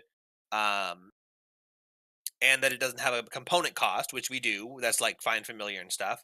And somatic is completely free if you either have a hand open or the spell has a material component that you're providing with your focus. So really, Okay. none of it really matters. I was just gonna say, like, so when you say you whisper shatter, that'd be the verbal component, and you grip your lute or whatever your instrument is. Your DOS lute of the bards. Your Yeah, fuck I looking was. lute. Yeah, I just didn't even think about that. I was just trying to go for the dramatic effect. Yeah. Last So turn was like wisp arrow out in the middle of nowhere, and now it's like boom. You realize that your bolts aren't having much effect. So you walk up to those and you grip the neck of your fuck Lucan Bandor and you whisper shatter, and reality cracks directly above their head, and you see like a mirror shatter, and it crackles Exactly. and it comes into shape, and then the air explodes with a burst of thunderous energy that radiates throughout this whole field, and an echoing boom 100 times louder than those drum beats earlier. And I will make some saving throws for them. Go ahead and roll the damage because it's half on a save. But it's yeah, you mean your spell? You can look it up. With it being roll a the damage. bard, I can upcast it, right? Or no? You can. It's a second level spell, so if you're gonna upcast it, it'd be a third level spell, and you gain a 1d8. I'll leave it at the level for now because I may need that higher level spell slot later. So all right, let me roll. Good. Let me roll. Okay, damage. yep. Go ahead and roll, and I'll roll saves. Not gonna believe that. 444. Okay, Dead effing middle. That's pretty average. That's not terrible. 4 means death in Chinese. It's unlucky there's no number 4s. No, what did you... No. You're gonna make chicks come out of our TVs with the long hair and stuff. Caitlin and I just watched that movie. It was her first time. We watched it like 2 days ago. Creepy. So yeah, 444. So that's what, 12? Yeah, that just 12. Yeah. All right. And what is your spell save DC? I'm looking.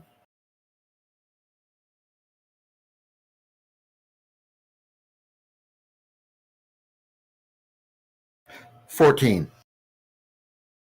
All right. So you cast this reality breaking spell that sonic booms directly above them, and as the boom echoes across these creatures, the 3 creatures in the back let out a loud gasping noise as their corporeal form vaporizes and disappears into thin air. And the one left standing, its hood is knocked off by the thunderous force, and you see nothing beneath its hood, but you see the air is just kind of wobbling in a roughly head-shaped space above its body, and it looks up at you and pulls out a twisted kriss and screeches at you. And that's my turn. Yep. Okay. This group on the left slowly but surely approaches the dais. And Hashem, is your turn. Well, they're all approaching on the wrong side. So far.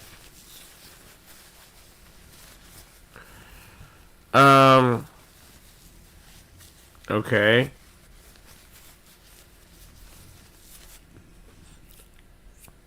I'm gonna have I'm gonna have Aleph charge the one on the bottom. Okay. Go ahead and tell me whatever that attack is. You can add it yourself and tell me the result. Okay, so it's called charge if it moves. Oh, it needs to move 20 feet. Does it have 20 feet? In charge. There's room. Yeah. Okay. So, I just make an attack roll. 16. Alright, that hits. Alright, so it's going to be an extra 2d6 damage. So that is 1, 2, 3. 3d6 plus 3. So 10 bludgeoning damage. And it must succeed a DC 13 strength saving throw or be knocked prone. Alright, so Aleph rears back and charges this thing that's walking up. This odd creature that just dropped its hood and it doesn't have a head, but its head is just wavering force. And Aleph charges it and rams it with its tusks, and it tears the robe in half as this force creature gets thrown up into the air and evaporates as it makes a loud screeching hiss noise. Sweet, and I'm gonna ready my glaive for if any of them get close. Okay, so I will say one thing. Your other thing is automatic. You don't have to ready it, so you can use an action this turn, and then the next turn, I mean, on their turn, like, you don't have to use your action this turn to ready it. You've already stuck it with a javelin. So if you had another action you wanted to use, you can, because either way, like you said, either way you'll be able to use a reaction, so you can get 2 attacks. But yeah, I don't know. Okay, fine. I throw a javelin. That's all I can do. I don't have cantrips. I don't really want to burn a spell. So yeah, I've got 3 javelins. Might as well throw one. You get a javelin, and you get a javelin, and actually none of you got javelins because I missed with all of them. You've got your hands free. You can pull 2 javelins and extra attack them. Why not? All right. First javelin. What? 20. All right, not natural, right? No. Oh, you'd know if it was natural. I'd be divine smiting. Right? My crits do so much damage. Yeah, the guy in front. Oh, true. Okay, that's a hit. All right. And damage is 7 piercing. Right. All right. It is still standing, but you get another attack. So, if I get a crit with any weapon, I get a plus. No, sorry. Actually, my glaive, I need a +7. But if I get a crit, I'm blowing divine smite, which is 2d8. But since it's a crit, it'll be 4d8. Yeah. So the next time that I crit, 4d8 gets added to it. So I'm just waiting for that. Javelin number 2. 13.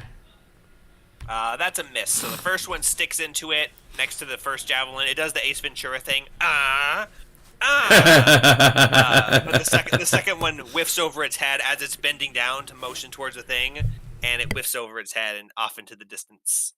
This one seems to slow down a little bit as it passes them. It went kind of further than the last one, and it slows down as it approaches maybe 20 feet behind them, but then it goes down slowly and sticks into the ground. Kind of like it's floating to the ground. Okay, and I'm readying my polearm for when they get close, and that's my turn. Yep. Okay, yeah, Polearm Master basically is a free every single turn. I ready my action to hit them with the polearm without spending your action. That's really cool for this type of scenario. Okay, well, they start slowly approaching you. And they look like he has his dagger drawn. But he walks up to you and he's going to walk around you. If you want to go ahead and attack him. Sorry, 10 feet, but you don't have the thing that's going to stop him from moving, do you? What do you mean? I have a big javelin? I have a big fucking axe. there's a fighter ability that if you hit them with an attack, with an opportunity attack, it drops their movement to 0 for the turn. Oh, Nah. wow, that's cool. Yeah. Nope. Okay, but yeah, I mean, still an attack. So it approaches you, and its friends are following behind it. It looks like they're kind of spreading out, like they're getting ready to do something. But it approaches you first. Unfortunately, I missed. I got 12.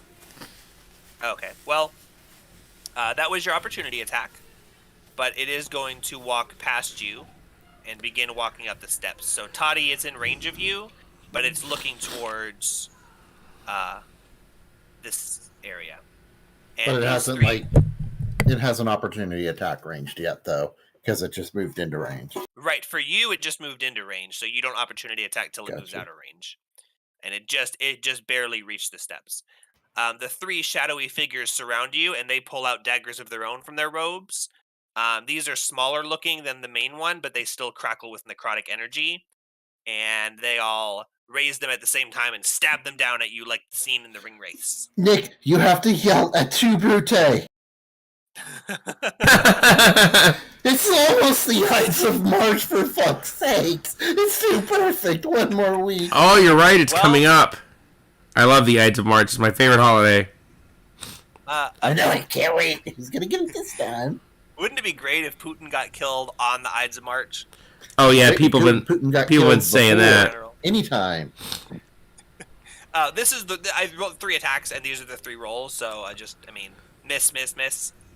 Sweet. So they raise their daggers and they swing them down at you.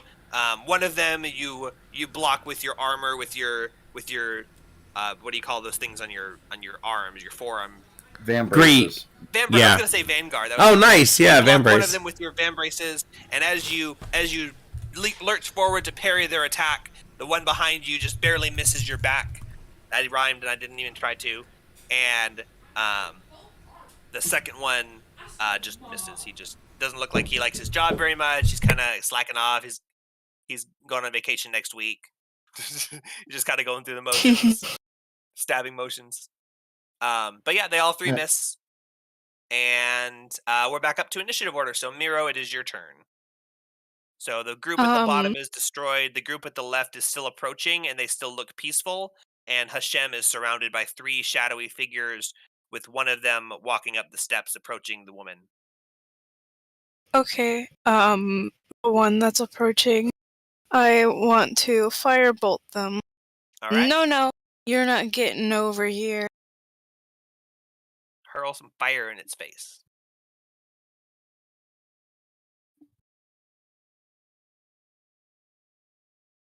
Hold on.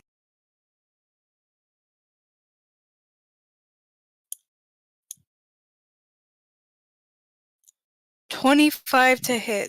There we go. That's Nice. a hit. Okay, roll some damage. Yay! It looks at you with scorn in its hooded face that you can't see, and it holds its kris up with 2 hands like it's ready to plunge it into someone's heart as you blast it with a bolt of fire.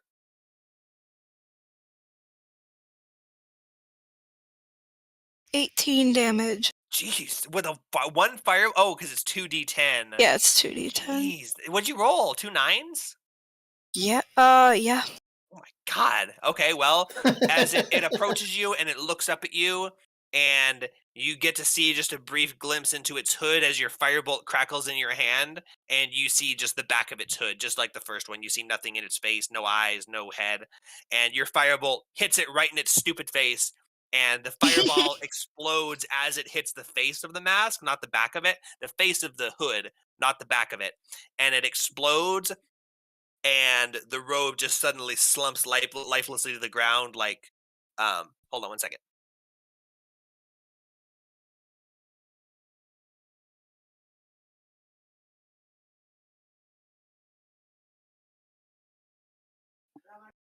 Mama's gonna come get Noah. Okay. She wanted to let him know.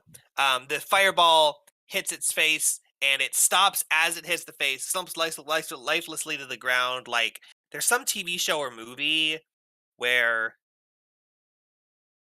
the person who dies like their clothes just drop to the ground. Does anyone know what I'm thinking of offhand? I'm not going to spend too much time on it.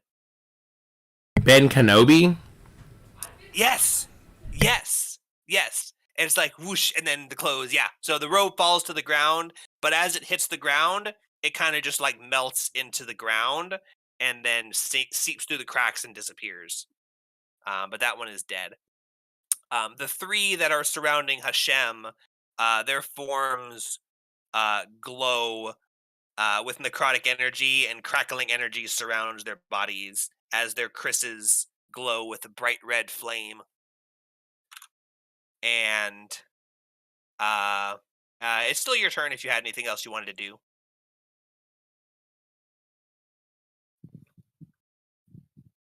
Miro. I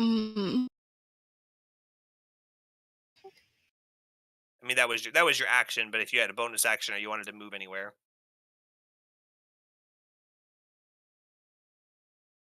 Sorry, I was reading something. You're good. No, it's fine. I'm content with just throwing that one because I All right. can't find any bonuses right now. Yeah, pretty much you have bardic inspiration, but if you don't want to waste that, giving it to someone Yeah, right now. no, I'm saving that right now. Okay, so you blasted the one in the face, and the other three seemed like they got enraged or empowered. Toddy, it is your turn.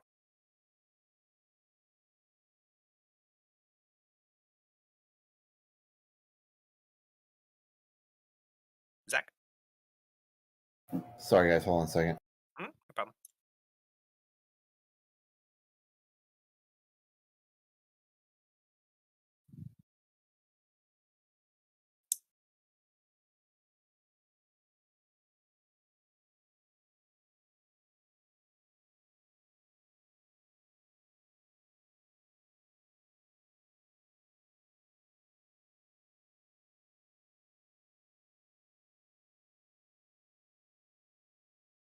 Okay, sorry about that. All right, my turn. Yep. The one that you guys were targeting was destroyed with a fireball to the face. You know, you could kite them all into a big circle next time this happens, and then I could shatter all of them.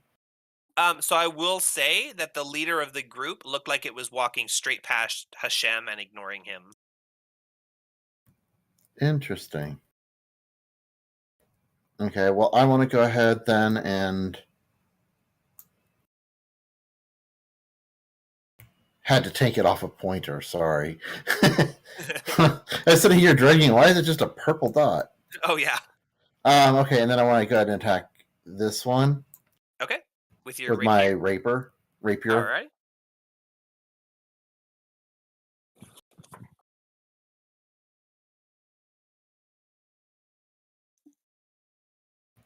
Rolled an 11, so plus 8, 19. That's a hit. All right, let me roll damage.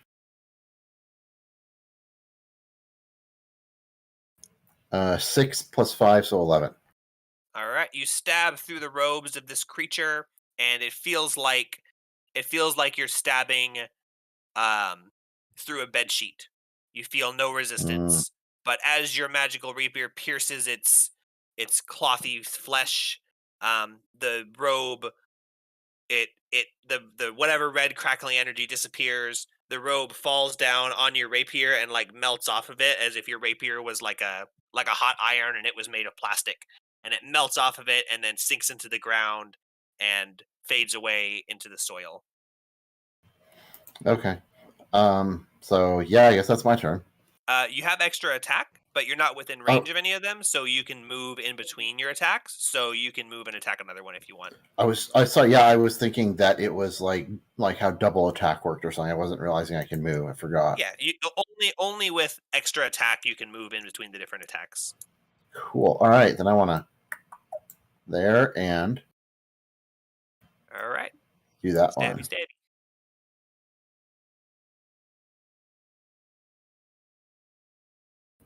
13 plus 8, so 21. All right, and some damage. 4 plus 5, 9. All right, so same thing as the other one, no resistance, but as soon as your rapier pierces through its cloth, it melts and hisses as if it were evaporating something inside of it. Hooray! That's my turn. Right. Yep, that was your turn. All right. So this last group on the left side, the one that was in front, steps up to the steps ominously and approaches the unprotected woman kneeling at the altar. The other three surround her on all the sides. And the three, I guess I should mark this thing. The three that weren't in the lead, turn to face outward and draw daggers from their robes and hold them in front of them. And the one Uh-oh. leader pulls out a sharp, twisted kriss, crackling with necrotic energy, raises it, and stabs it into the woman's back. No! And she goes, "Gah!" And everyone make a wisdom saving throw.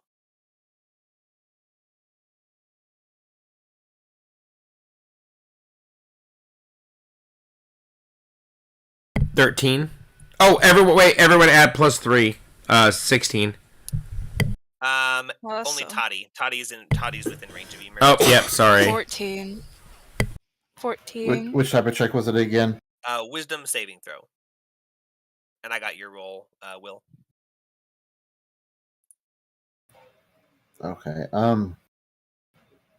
So 20 with that +3. Thank you, Nick. Okay. So you all feel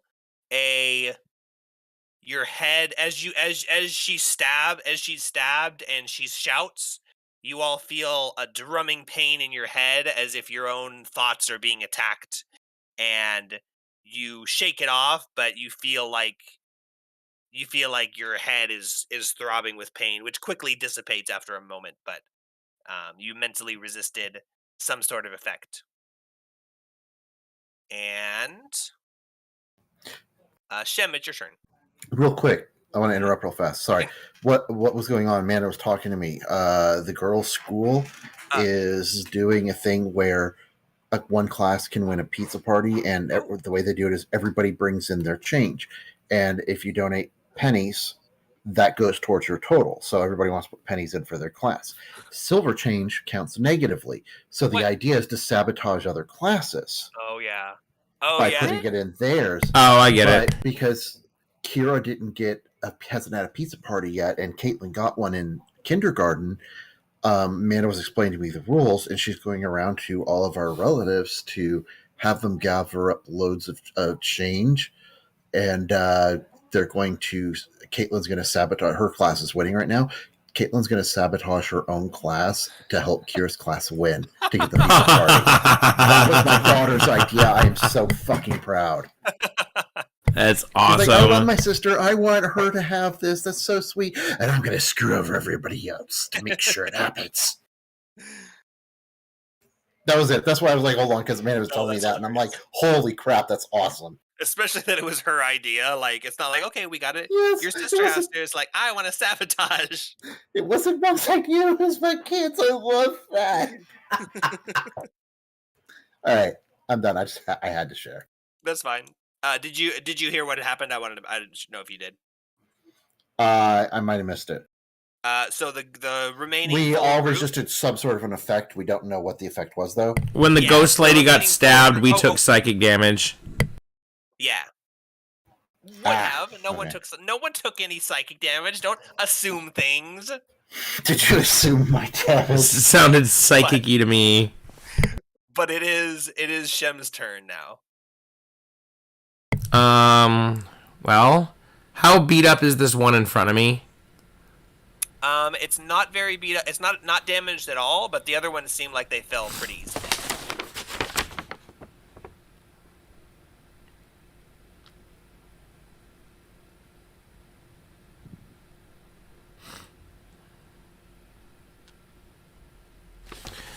You marked one of those guys as yellow. What's different about him?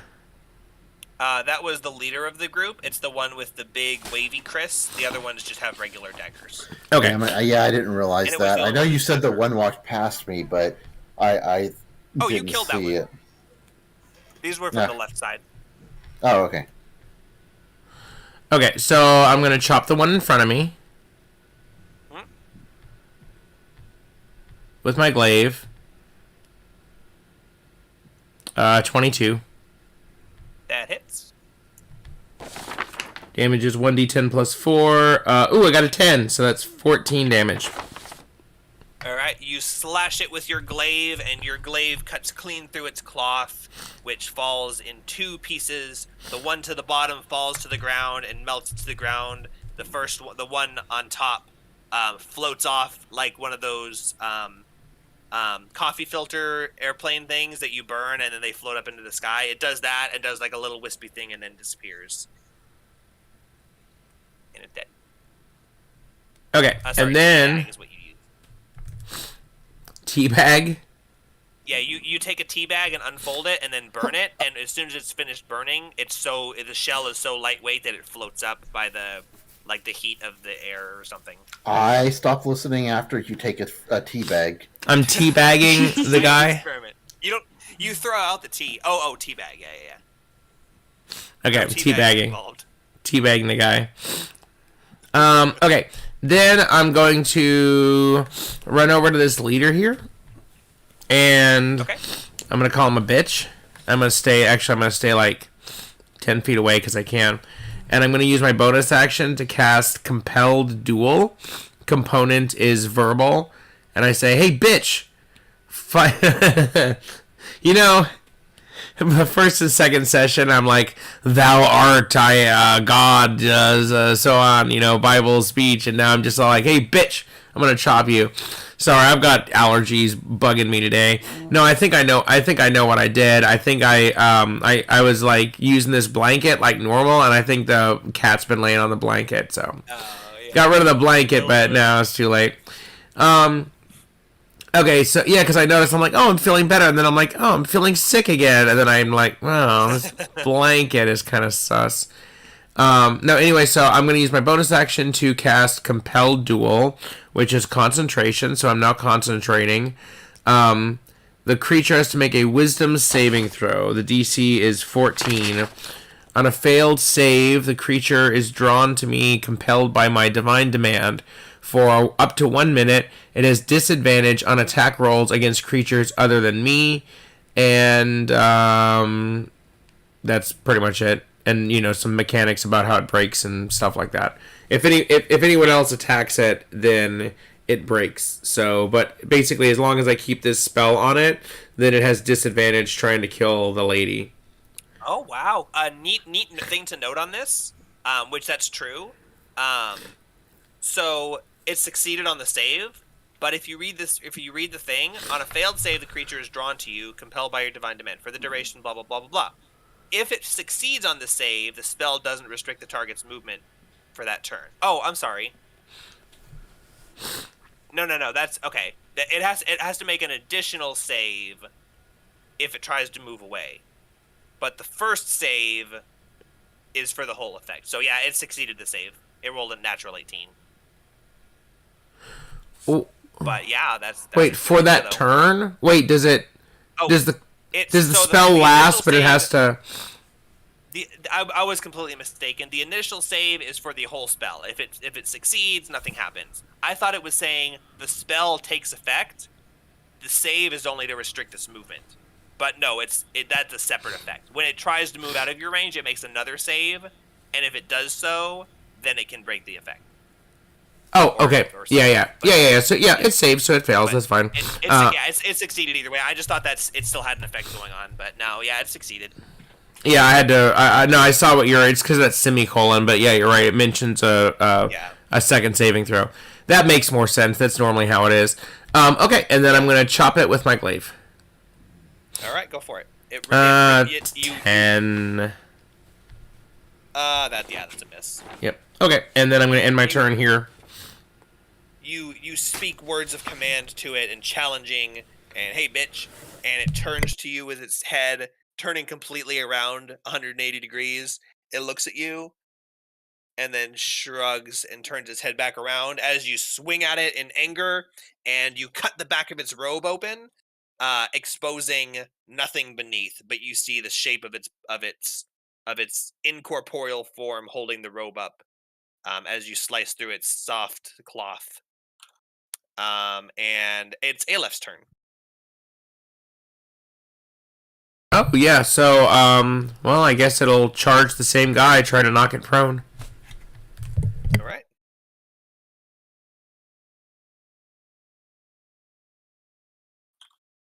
No, I got 3 on the attack roll, so it missed. Damn, doesn't it get advantage or something with its charging, or is that not? No, just if it hits, it has the effect. No. Yeah, and there's So no yeah, it help charges action, it, so and yep, that's all. It's got to like turn around and try to run around this statue, and it charges it, but it just barely misses the gore as it finishes its charge. And Miro, it is your turn again. You are standing between you and this woman who is on the ground, still clutching her pearls, with a giant stab wound in her back. The other creature is still raising its bloody dagger, and it's going in for another stab. But there's 2 creatures between you and it. Well, I mean, the creatures are between you and the woman, not between you and the bad guy, but Yeah, I'm gonna move over here. Wait, oops, right here. Like, next to the leader guy, and I'm gonna stab him myself okay. with my magic dagger.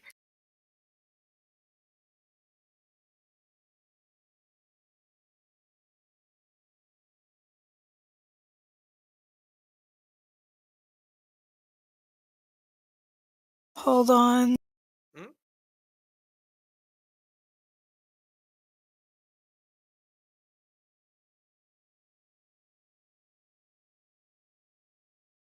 Yeah, that's 7. Oof. Yeah, All right, yeah, rough. that's a miss. And yeah, you don't have extra attack or anything. Now you could, since you're a Hmm. sorcerer, you could use if you want to. You could use Quicken Spell, to cast either a cantrip or a leveled spell. If you wanted to cast a spell, you don't have to, but you can. I'm just saying that's an option. But you're welcome to pass your turn. There's I'm only aware about it, okay. and I'm thinking I mean, your sorcery points only come I'm back on a long rest, so it's. I mean, it's not a terrible idea to save them. I don't want I you to think that you know can't use them. I don't really want to spend them too fast Yeah, because I already done one, and I'm gonna save the rest for the most part for the final boss. that sounds good. So All right, so that was your turn. I will end my turn there. All right, next is Tadi. You've got some enemies and allies in between you and the enemies, so you might not be able to get in range of meleeing them. But I Mm, think there's a space open, like right here, if you want to try and squeeze through your allies. You can fit. That's the nice thing about not being yeah. stuck to a grid is there's just kind of imaginary space, and you're like, yeah, your token can fit there. Can't you actually move through a square they're occupying? You can move through allied spaces unhindered. You just can't end your turn in their space or attack or Yeah, do anything. You can't end your move in any creature space. gotcha. Okay, and then I want to go ahead and attack the special one with my rapier. Alrighty, go for it. You attack the special one. That's ableist. I didn't say that it. Shut the fuck up. Okay, I rolled an 18, so 26. All right, that hits. Go some damage.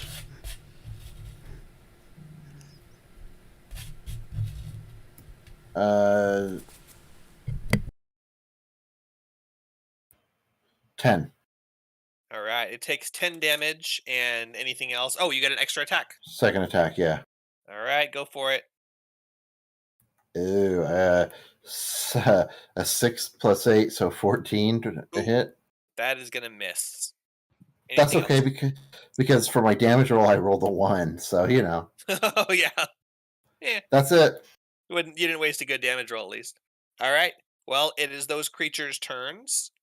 Um, the Miro, the creature in front of you, is going to raise a dagger and swipe at you. This other one is going to walk around and swipe at Hashem, and this one's going to swipe at Aleph. And we're going to do some rolls. Let's see. Roll 1, Aleph, starting from the left. What's the Ox's AC? 1 sec. Sorry. 10. The shadowy figure raises its dagger and swipes at the beast that just charged its master, and the dagger cuts through Alep's flesh like a hot knife through an ox, and it rends his flesh in a chunk. But he was already so damaged psychically that he is not able to continue on any longer. No. And he slumps to the ground and vanishes in a flash. Aleph, no! Aleph, no! Oh, God. Oh, Hashem. Alright. Hashem drops to his knees and drops his polearm on the ground and grasps his head with both of his hands as he looks to the sky and screams, "No!" I like to think that you were trying to get it killed just so you could make an Aleph Null joke. This whole time, you're like, damn it. Okay, well that was that one. Then we're gonna go for Miro next. Does a 15 hit your AC? Let me check. 15, you said? 15, yep. That does not hit. Alright, it swipes its dagger at you as you stab at its master, but you dodge out of the way nimbly. And the other one does a 21 to AC hit Toddy? Yeah. Alright, this one just barely nicks you with the tip of its dagger, and you take... Let's see... You take 4 piercing damage. Ouch. And... Finally, the one with the Chris raises it to the sky, crackling necrotic energy encircles it once more as he thrusts it down into the woman, and it pierces between her shoulder blades, almost right, like it looks like he's almost encircling her heart. This one, the first one stabbed, the second one stabbed. It's kind of like a pattern around her heart, the back of her heart, and she winces in pain again, and she's on her knees already, but she kind of crumples down to the ground. The trinket she held in her hands bounces across the stone in front of her. You can see it clearly now. It is a holy symbol of Shantia, which is the grave here. And she has her hands on the ground and she's breathing heavily as blood drips from her chest, soaking her blouse and dripping onto the ground. Everyone make a wisdom saving throw.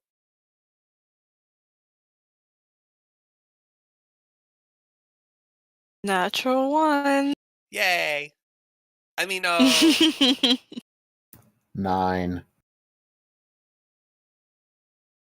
And actually, okay. The 1's a 4. The 9's a 12. You're all within 10 feet of Hashem. And Hashem? Oh, yeah. My turn? Yes. No, sorry. Wisdom saving throw. Oh, wisdom saving throw. I'm sorry. Oh, yeah, because she's getting stabbed. 18. All right. The 18 succeeds. The 12, which was a 9 plus 3 is your modifier, right, Hashem? Yeah. Oh, that's right. I forgot to add my own +3, so it's 21. But yeah, plus everyone within 10 feet of me gets a +3 to their saving throw. I keep forgetting it. So Toddy just barely scrapes by, and then Miro fails. So Hashem, you reject the psychic energy from intruding your thoughts, and Toddy begins to succumb to it. But your aura of piety and evilness and goodness, or whatever the heck you are, probably was just distracted, and they couldn't find a way in. / distracts her. And Miro, the full brunt of this woman's screams, goes straight to your psyche, and you take some psyche damage. You take 7 psychic damage. That isn't awful, you're but a little low there. Yeah. And the creature raises its Chris back out of her, and it wipes both sides on its bloody robe and readies it for another strike. And we are next to Shem. Now I can So chop now- it. Yeah. Yep, so make my attack. 24, 23. Alright, that hits. Roll some damage. Alright, so 1d10 plus 4. 13 damage. 13 damage. Okay, you raise your glaive and you swing over Miro's head as you slice the head of this thing off, which flies like a head in the air, like aerodynamically, and then when it hits the ground with a thud, the whole thing just crumbles and cracks and disintegrates into the ground, and its body slumps to the ground. Its Chris lands on the ground, covered in blood, and then the blade itself disappears, and just the blood is left in the shape of the blade, and then the blood like suddenly drops out from under it and splats on the ground. And that one is dead. The 3 remaining shadows walk over to the woman and surround her, and then their bodies split and multiply, and more shadows appear, and soon the whole platform is engulfed in shadows, and you see their faces. Now they start to appear, and you see these horrifying bestial faces appear under their hoods, and then the scene fades to black. And when the scene fades back in, I'm swinging my glaive. Get back here, bitches! you're back here. You swing your blade at them, and it feels like you're moving in slow motion, and you just can't get any force to go. It's like when you're trying to scream in a dream, and you just can't get it out. I don't know if anyone else has that dream, but that's just me. Y'all have some weird dreams. Like, you're all like, when you're running and you're moving slower and slower as the thing is catching up to you. And I'm like, I'm the thing catching up to it in my dreams.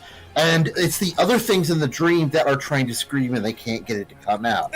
Seriously. I went through a phase where I had, like, zombie dreams almost every single night. And they were some of the best dreams of my life. I was just running around, just gunning the shit down out of them. They were running from me. Last night, I dreamed of a video game idea. It's called Patrick. And you play as Patrick from SpongeBob, and it's a first-person game. But it doesn't really have, like, a coherent storyline, because Patrick's not smart, and he doesn't know what's going on, right? So when you're playing the game, you're just interacting in, like, random situations, and it's like a real disorienting kind of game. And you're mostly just trying to follow around SpongeBob and be involved in what's going on, but it's almost like a psychological horror, because you're, like, just in this panic, terrified state, just trying to keep living, because you're Patrick and you're so dumb you just don't know what to do, but you're trying desperately to exist in the world. And then I woke up and I'm like, wow, does that game exist? No, it doesn't. Okay, I should totally make that game. I'll get rich like the Minecraft guy. And then I thought, okay, should you be able to play as SpongeBob in that game? Because people want to play as SpongeBob. And I'm like, no, that defeats the purpose. The whole point is you're Patrick. And the name of the game is Patrick. It's kind of like Being Frank, that Sunny episode where you see everything from Frank's perspective and you realize that he never knows what's going on. He's just moving towards drugs, basically, in every given scenario. Just move towards the drugs. Yep. it's like it kind of sounds like Goose Game a little bit, but more terrifying and unorganized. At least Goose Game has like little things that pop up. Do this. This sounds like it. Like no UI. You're just doing things. And are you a have to goose? guess what you're doing, but it somehow works. You should have it to where, like, when you get presented with choices and there's text of what's going on, that a lot of the words are at random swapped out with other words miscellaneously, and a lot of the letters are kind of replaced with just kind of squiggly lines. So you're not really sure what they're asking you to do or what you're agreeing to do. Yeah, exactly. You're just like, okay. That sounds like an awesome game to play while stoned. I'm gonna read this alternate text because this is actually what I wrote. Shit. I mean, this is actually what the module says. Shit. This is a different thing than what I just said, but I wanted to like freak you guys out and have like a bunch of shadows start appearing and stuff. But Freak this is me what out. I was gonna do instead. Pee in my pants. So yeah, I kind of felt like that was more of the theme. So as the final creature falls, there was 3 shadows left. Those 3 just kind of disappear, and their robes just kind of vanish and disappear into thin air. The woman who was knelt to the ground rises to her feet slowly. Her wounds stitch together and knit themselves, and there's no blood anywhere. She's completely healed. Her head is still tilted down with her hair covering her face, and she holds up the object that she was holding, and it's a bronze amulet with the symbol of Shantia on it, and she hands it out to you and offers it to you for saving her. Thanks. I take it. As you reach out to accept the object, she lets you take it, and as soon as you have it, she raises her head to look at you, and her hair falls to the sides, and you see her face, and her eyes are 2 glowing white orbs, and her entire lower jaw is missing, exposing her tongue and her upper jaw's teeth. And as soon as you see this horrifying face, everything fades to black. And then you fade back into this room, and you're instead staring at the Banshee with a very similar description. And But- suspiciously, my spell slot on my spell sheet did not get used up. Oh yeah, I need to do that for... I'm not tracking Nick's spell slots. What spell did you cast? Shatter. Oh, that's right. I cast Compel Duel. I forgot to mark that. I'm good. I have 2 level 1s left and 1 level 2. I thought I found more evidence that it was a dream. No, that was real. You guys feel the pain psychically. You don't have any wounds on your body, but your brains feel exhausted. Just It like would've been cool if always. someone had psychic resistance. No, I just have Other disease spells resistance. I can drink anything, any puddle. So you fade back into reality, and you're still in fight mode, but the Banshee seems to have a calmed demeanor, and you see a ghostly image on her neck appear of that bronze amulet that you guys had, and it just kind of fades into existence on her neck. And Miro, you're holding that amulet in your hands, and as you look down at it, as you look down at it, you're holding it, and it vanishes and disappears, and then it appears on her neck. And she doesn't have a mouth or a tongue, because it's like all ripped up and stuff, but you hear a hissing sound come out of her mouth as she tries to speak, and you can somehow make out the words, even though there's no real words being spoken, and you hear, "Thank you." And You're welcome. as she says that, and you reply, a mist filters out of her mouth and floats into the air and coalesces into an orb, and then her body goes pew, and vanishes into sparkles that drop to the ground and disappear. Oh, And there's a glowing orb of floating wispy energy floating in the air where she was. oh. I want to go over and touch it. Yes, touch I'm it. gonna touch it. You touch it and it feels soft and wispy, but solid enough to grasp. Grab it. You grab it out of the air, and it feels like it wasn't even being suspended or held up. You just pick it up as if it was resting on a table, and you're now holding this orb of the Banshee's final breath. Well, I think this might be it. As you grab the orb and say those words, you feel a coldness around your neck as if hands are choking you. And then you look down and you see that there's a bronze amulet resting on your neck, and the coldness was just the amulet appearing on your neck, and metal's cold. Oh. And you've got this bronze amulet of Shantia around your neck now. You feel a magicalness around it, and you've got the sphere thing. Yay! Yay! Last item. That took way longer than I expected, but that was Yeah, me too. awesome. A lot of sidetracking and other things. But yeah, Well, it's kind of 2 battles. Very That's cool. cool. Thank you. Okay, well, let's, I guess we're gonna head towards the last room. We probably want to go ahead and do a short rest, to heal up hit points and stuff while we can. I think that's mainly what we get back, it's just that. But, I guess we could go back to the main room, and then, do we want to end here, I guess, because next we put in the final item, and that's gonna probably summon the boss or open the final door or whatever. So do you guys want to yeah don't oh yeah here. Oh, okay, well then we proceed to the main room. You enter back into the main room, and it looks the same as before, with all of the objects still resting in the bronze basin, and you have the final 2 items for the poem. Would you like to go ahead and do a short rest? Or Yes. we can... No, we'll hold off on that. If it comes up to a point where you guys go, oh shit, we should have done a short rest, you're short resting right now, but we'll visit all the details later. We won't do another combat, we'll say that. If a combat happens, then we'll stop there and say that you already short rested. Okay, good, that works. Alright, so who's got the items? I have the orb. Who took the heart? I'm looking on my sheet. I'm looking. Oh wait, I can't edit my sheet, so I wouldn't have written it down. Shit, that would mean that if I have it, it's in Notepad somewhere. No, you're right. I'm the one editing the sheets, and I didn't write who. So who took that the crown from that one dude? I don't have crown written down. No, none of you did write it down, and I don't want to go back and listen to the video right now. So just whoever wants it has it. Okay. I'll roll a d4. No one wants the crown.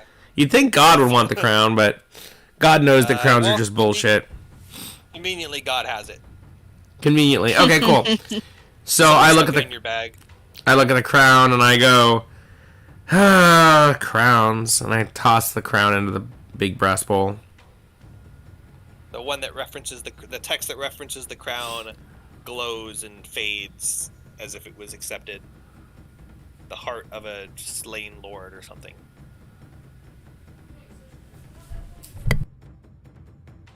Only one string of text remains, and it says, "The final breath of a fated soul."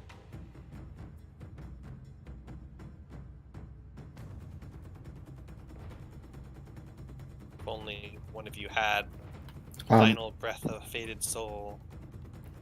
I look at what we just got. I look at Miro and I say, "Looks like it's up to you, Miro. Toss that baby in." Alright. I put the soul in its place. Right. You set the wispy soul in the brazier, and 1 second.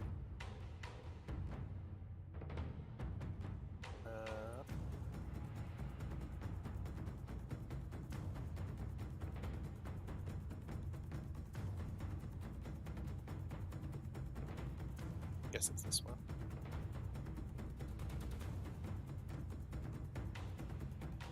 Damn it. Oh.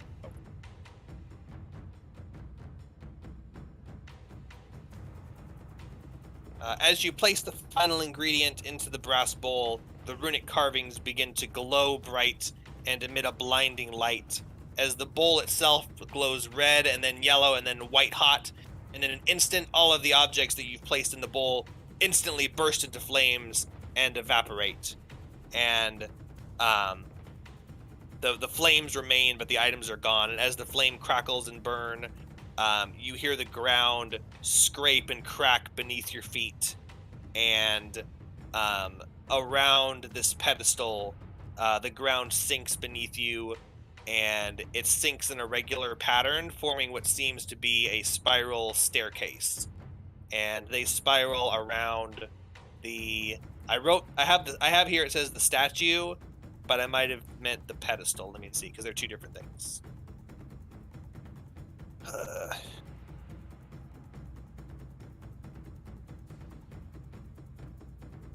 Where'd he put it? Dun, dun, dun.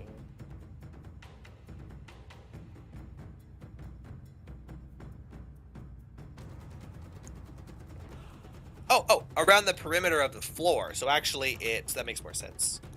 So it's around here. Let me just draw it.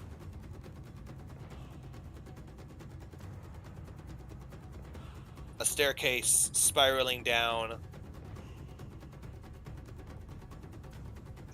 into darkness, and so I guess it like cuts off right here or something.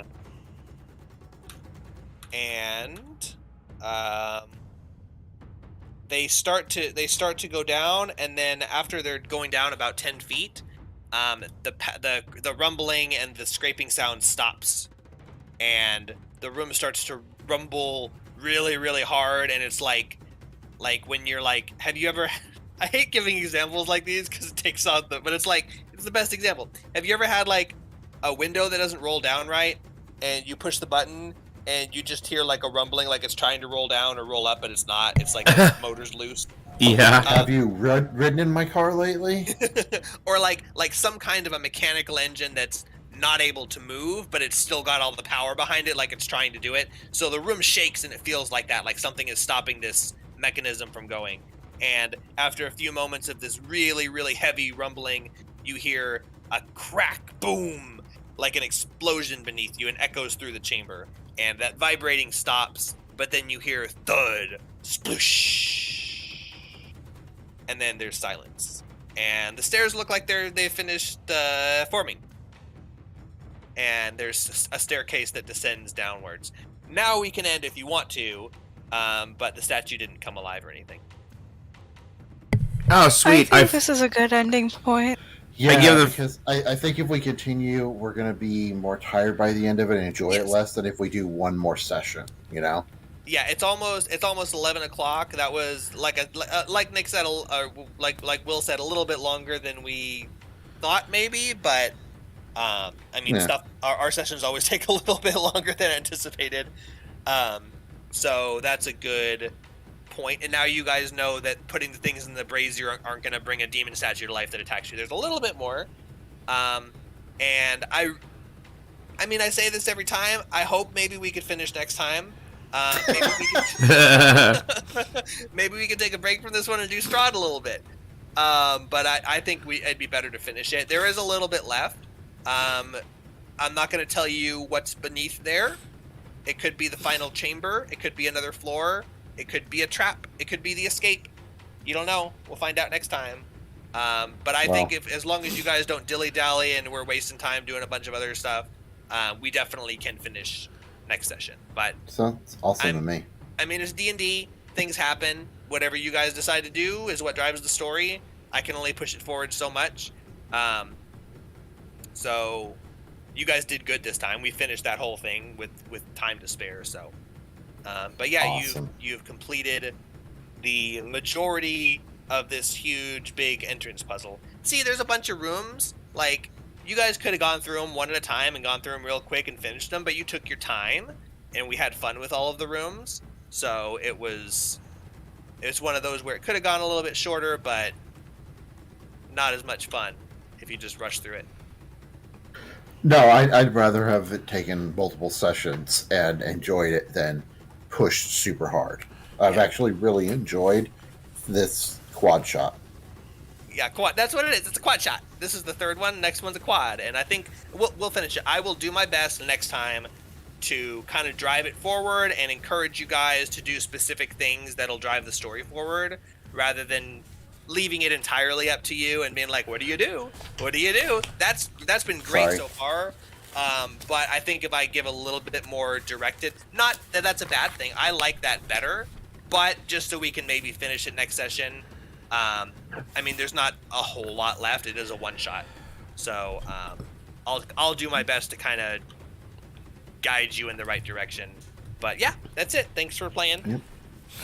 All right, thanks everyone. I'm going to end the stream, and next session we'll finish the unnamed one shot where I'm God and